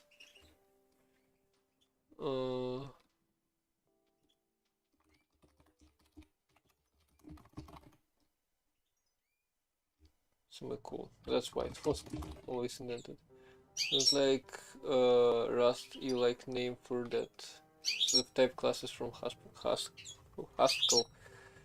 Okay, let me just paste because I have stuff on my clipboard. Where though? Oh wait, that's here. Do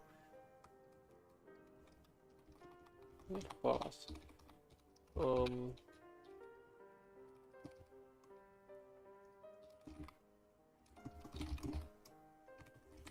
Don't they? Oh, right. This takes a lot of stuff. Probably TCX backend. TCX backend key map generics. And for key we have def DID.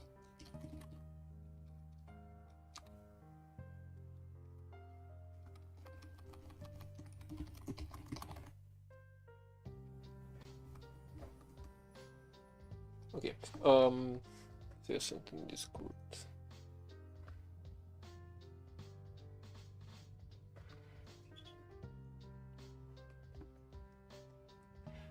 Traits, just a function, impl, this is int. I'm lazy to write impl for that. String is the string. Use show t equals. Oh my god, is that your dependent type stuff?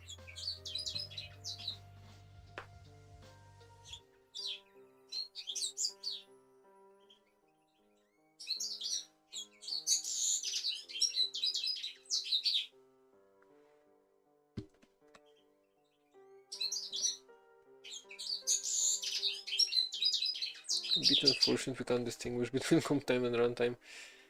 Because we can't distinguish. Forced for a bit syntax like this. Yeah, this is something. Okay, so your generic I can just create names, a generic name, self tcx, self backend, key 5G.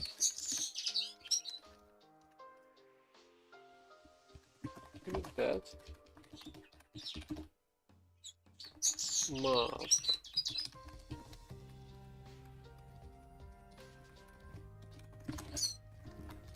I guess args.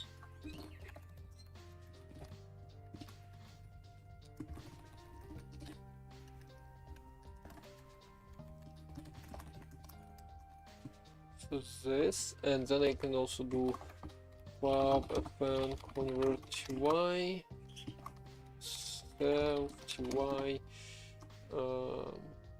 y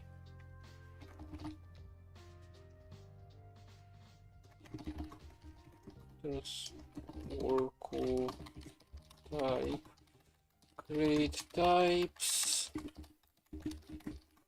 When you show equals is next for fun a name column show t equals default. You realize you don't have to you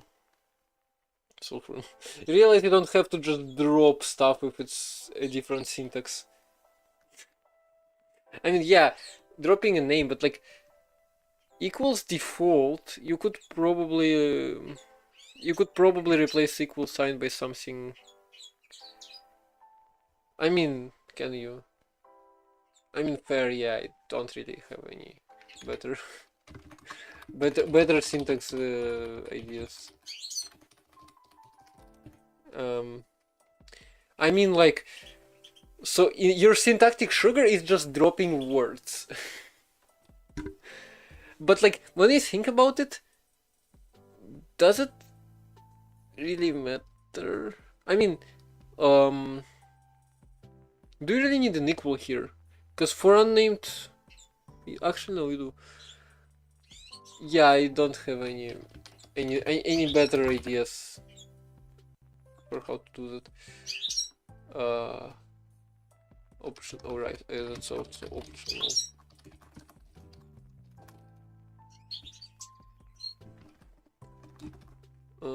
Now here I can include self-use generic, or I guess I can name this generic name. Something rustish issue T. Where show T? Where? But yeah, then it's not syntactic sugar anymore, or like it doesn't really look like. It. I don't know.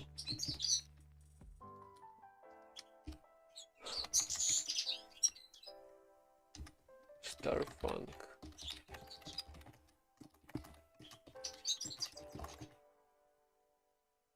This message generic name. What did I change it to? Yeah, generic name. Don't have to be public.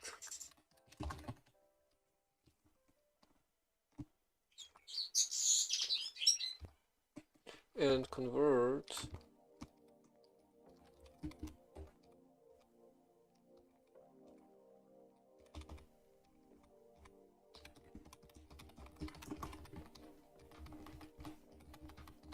So I can just do that in theory. They can also inline this.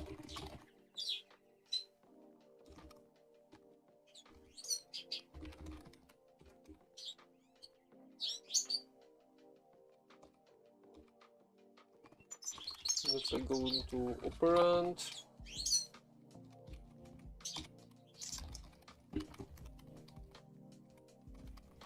So it's probably nicer.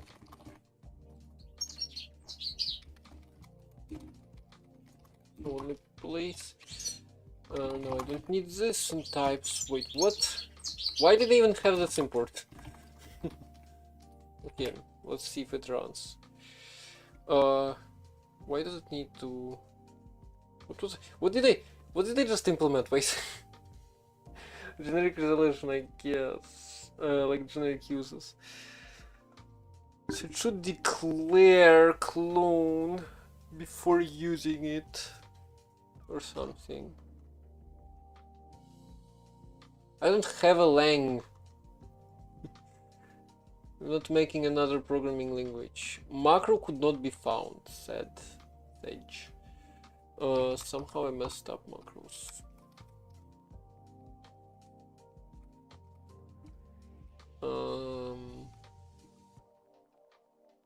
Function.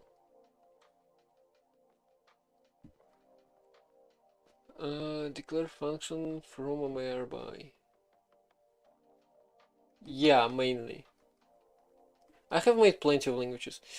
Like I already had. Well, I had a few ideas, but yeah, then I kind of gave up on it. Because I made plenty of languages and I was like, nah, there are enough existing languages that I can just use, and so why would I invent another one when I can make a compiler and just patch whatever I want in there from a language. Kind of like this idea. Kind of meh. Well, yeah, but there are so many. You can probably find something good enough for the job. And if it's still not good enough, you can patch it. And if you don't want to patch it, then yeah, sure, make it. But like at this point, it's like when you, yeah, we do need effects. So yeah, but at this point, like when you decide to make one, well, yeah, just go make it. But if that happens to me, that's gonna happen to me at some point, not right now. I don't need to prepare for it. And I mean, I am preparing for it. I am making the entire compiler's ecosystem. It's gonna be usable from any language. So where do I declare the macro for function decal? So somehow name is messed up here.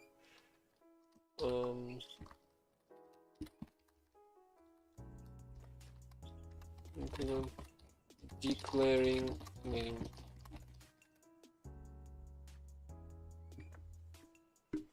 Not like data weight.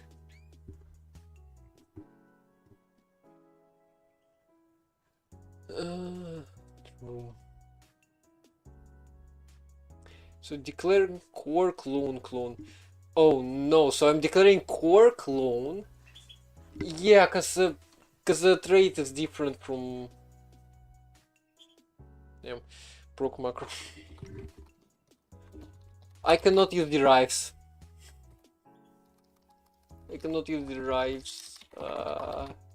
For now. Impl clone for clone for non-null.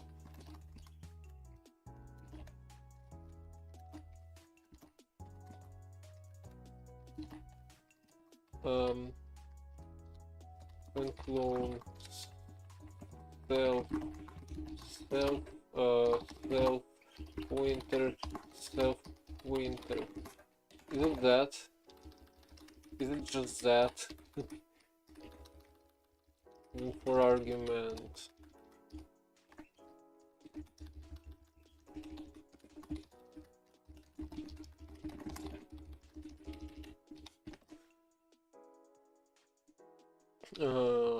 Catch up. For tracking purity and stuff. I really like effect control flow stuff.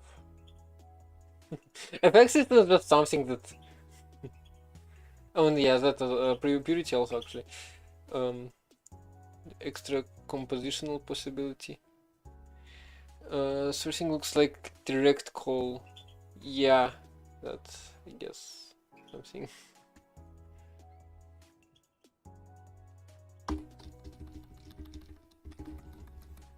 Self template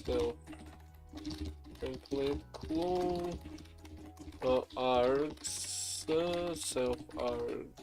I wonder if Rusty is gonna optimize this somehow out. Oh, and clone for non-null T. This is generic.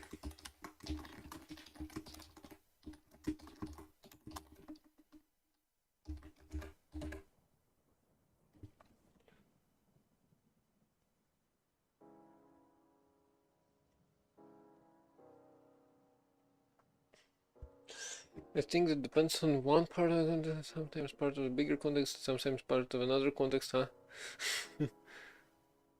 But yeah, oh, actually contexts are... You know what, context would be really nice, like in here, or in my compiler. In Rust C frontend specifically. Polish before pushing even 0.01. You can have in-dev versions on GitHub, you don't have to, like, even like in-dev and dev, like, very early on. Because you don't have to publish it to like whatever packaging thing until it's but emo pushing to GitHub even if you only have concepts is okay. Attempt to subtract with overflow. Oh my god, what? Types RS line 109. I think I know what. But like what?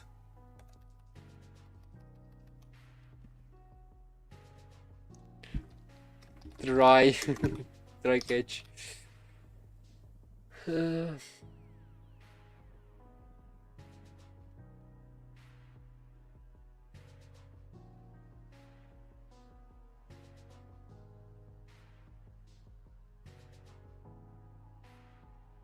So generic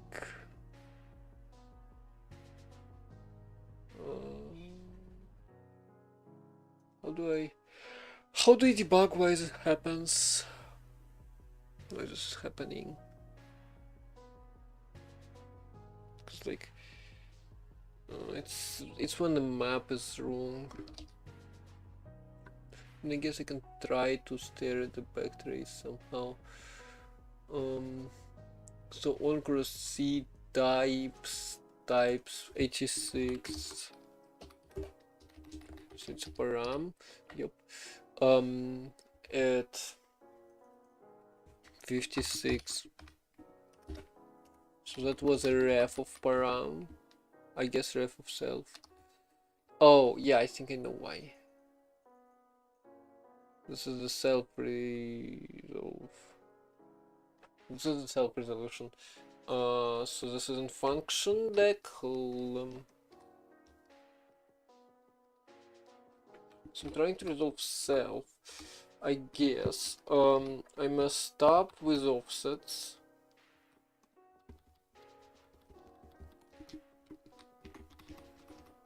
Or did I? Lifetime steps const on counts. Where's the self? It's the same as excluding child generic self lifetime type. Yeah, so self then lifetime the type. So I need to somehow track self. Bool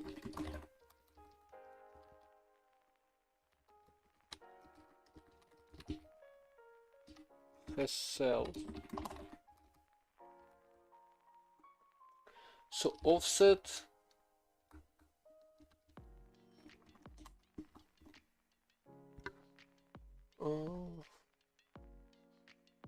can I just store counts in here or something? So self maps to one thing, others map to different. Right. Maybe use size. So this is self. Self maps to. Itself always maps to 0. I need the index of self. Index of self is parent count.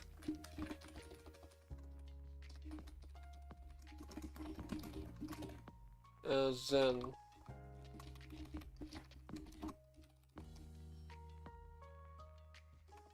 what's generics?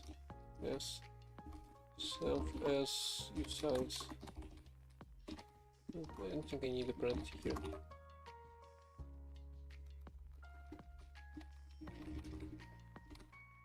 One, two. If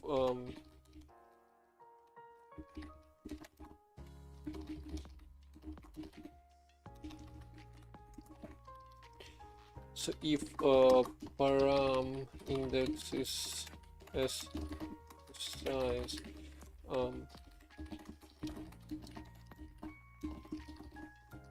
pdx is equal to self 0, then it's self rx 0, otherwise it's this.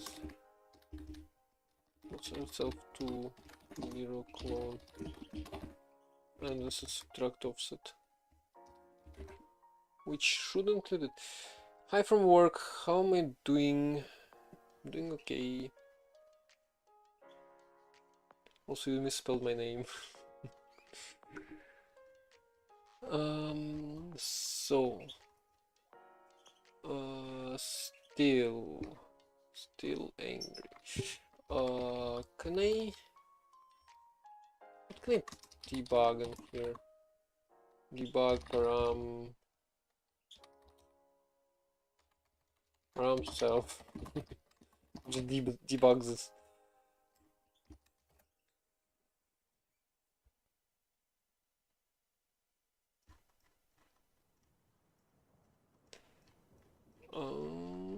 Just scroll up. So last one was 1, 2, this. That's that's not very useful. Wait, param is self, which is 0, and here it says self is 1. What?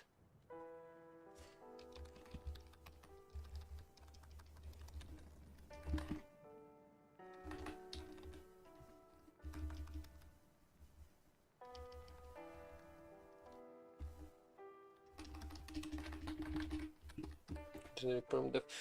How do I figure out how indices work?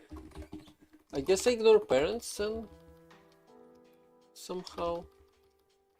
So I can drop this again. And offset is just this.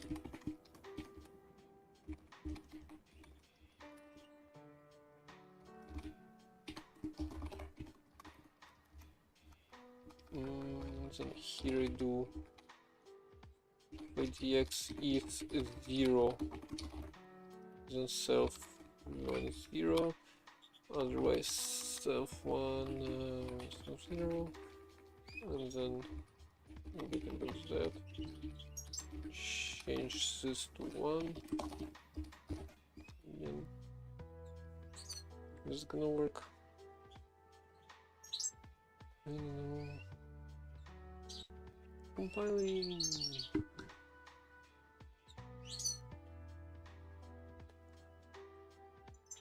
Self, this, oh, it worked, wait. What do we have in here? We should have a bunch of clones. We have a constructor, wait, what? Oh yeah, we have constructors. Wait, we have constructors, wait, what? Hold on. What am I doing writing C? No, I'm writing Rust, but it's generating C. So what is this? This is not gonna work. Ambiguation, ambiguity, disambiguation. How am I gonna disambiguate all the names?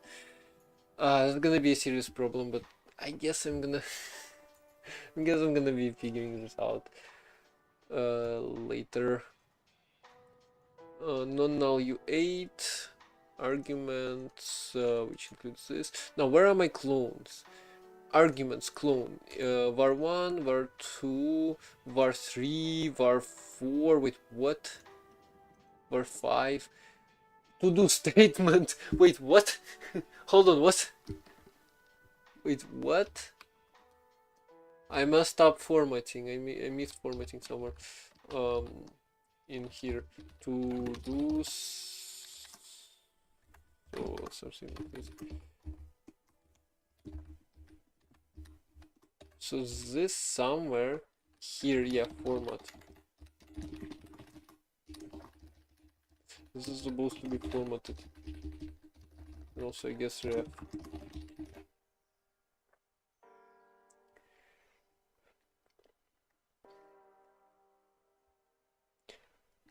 To do 2 equals 1, 2 equals 0 constant as pointer const u8 pointer with exposed what?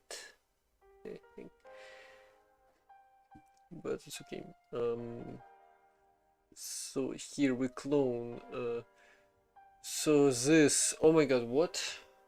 Is a reference of dref.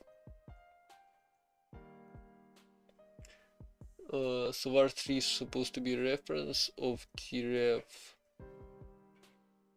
of 0. Yeah, so it's supposed to be field 0 of whatever. Well, anyway, idea is I take this pointer, I put it in here, wrap it again. Wait, what?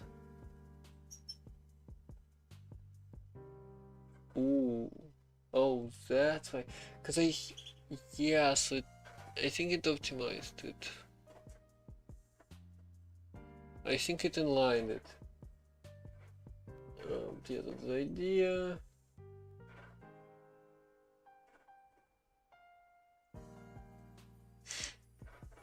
So this is pretty simple. Now main point or something. So am I ever cloning? Wait. Yes, I am cloning it. But it inlined. It inlined everything. Why? So I construct X and then I create var2, which is gonna be the clone. And instead of calling the function, I just use the constructor because Rust decided to optimize everything. Can I like prevent it from inline? Never. Can I do that? Will it change anything? No. Who cares? We do that. It's supposed to output at least something. Can be used on required trait methods. Like, dude.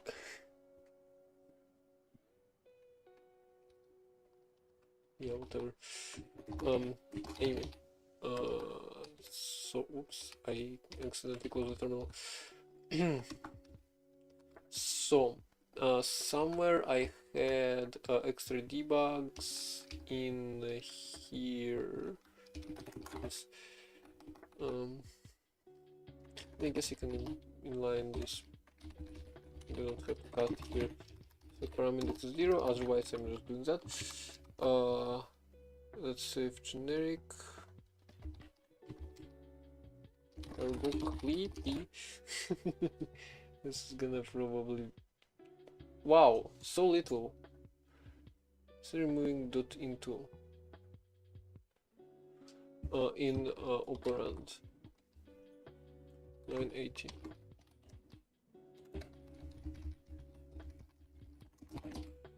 And then also the lifetime isn't used in the function definition. Cogent modulus line 19. Wait, this is wrong cogent.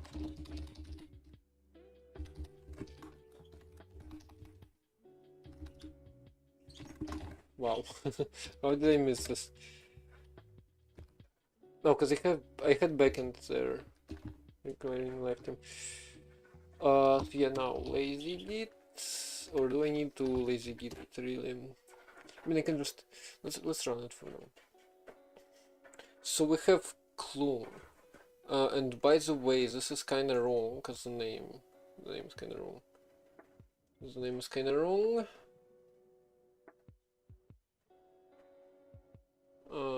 Wait, I never actually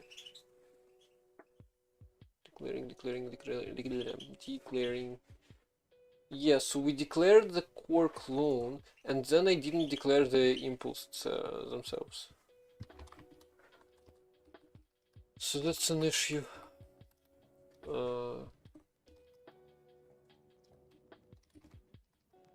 Where is the declaring thing?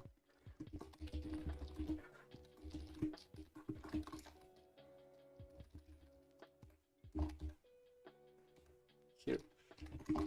Oh, that's wrapped. That's wrapping. Sure. So in here are impul items. Hi, Mard. Good morning from Texas. It's going okay. There's so passive in here. So yeah, there's no way I can know if this is a trait or not.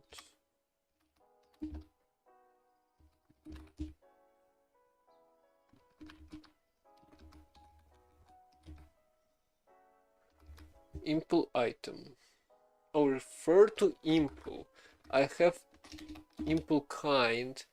Yeah, impul kind. Impul kind can tell if it's a trait, and so if it's a trait, I don't want to declare it. So if impul kind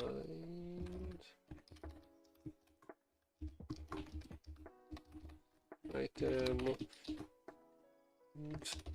matches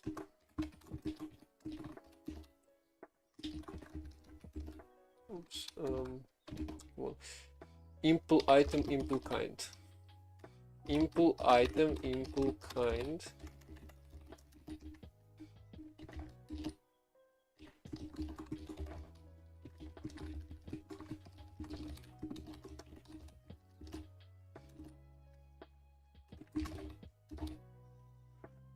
Yep. So then I just return okay.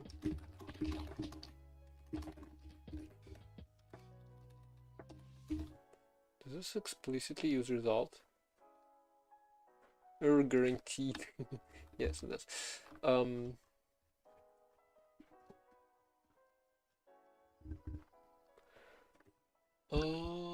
Trying to code yeah, so I now undeclare them and it's trying to codegen them, which is incorrect. Because like names are messed up. So if I go to codegen, where is this codegen? See, it's in front and this. I go down here. VDIC. var debug info content. Wow. Wait, what does it? What is it? Huh? Place const. Oh. Okay. So now items, parample items. Parallel impl.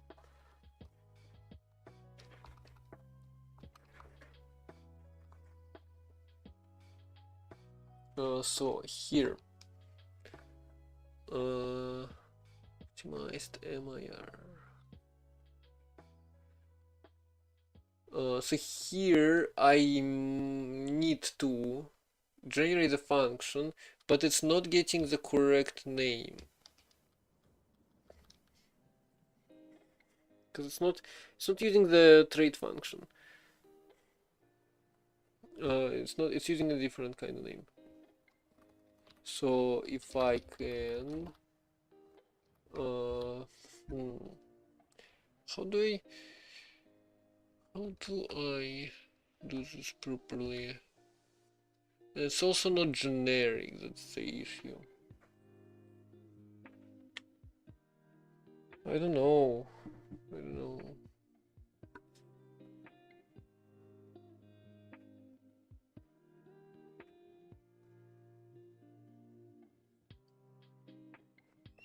Because this is a whole different kind of thing. Wait, cause I don't need it to be generic, I just want name to be correct. It still can be a generic impl. Yeah. This is so complicated. I need an easier system to handle generics.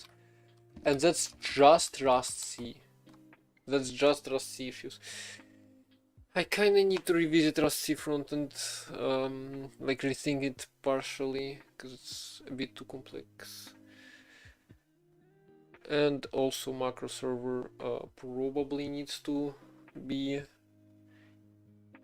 accessible easier. Yeah, but I guess I'm gonna do this next time, because it's time to end 5 p.m. for me. Not sure why. Wait, Bedcop answered. Bedcop answered. Let's see what's wrong with.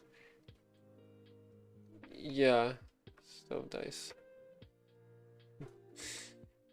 Anyway, well, let's see if there are if there's anyone who's making a compiler on Twitch. Compiler.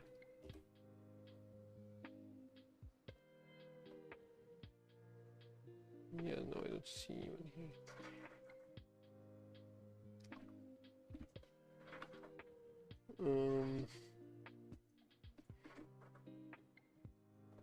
So anyone? Is there anyone you want to rate specifically?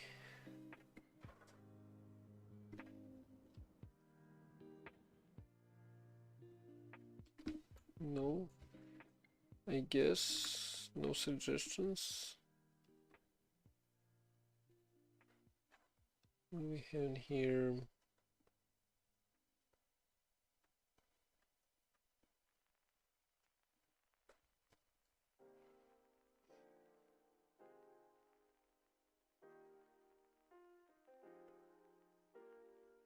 What is this? Building OI memory.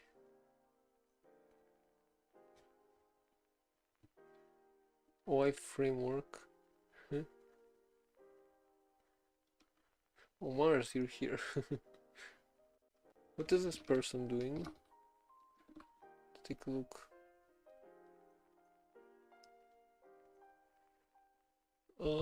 Why memory? Allocation P, vacant okay, so this looks interesting. I hear no sound though. So I guess let's rate that person. If you have no better suggestions. I don't know what I do. Yeah, what I do. But yeah, whatever.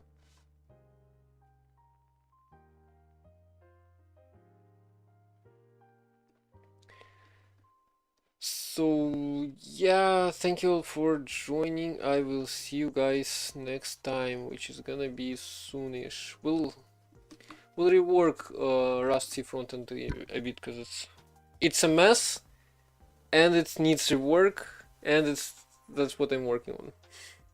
But yeah, let me just copy the name so I can open it properly.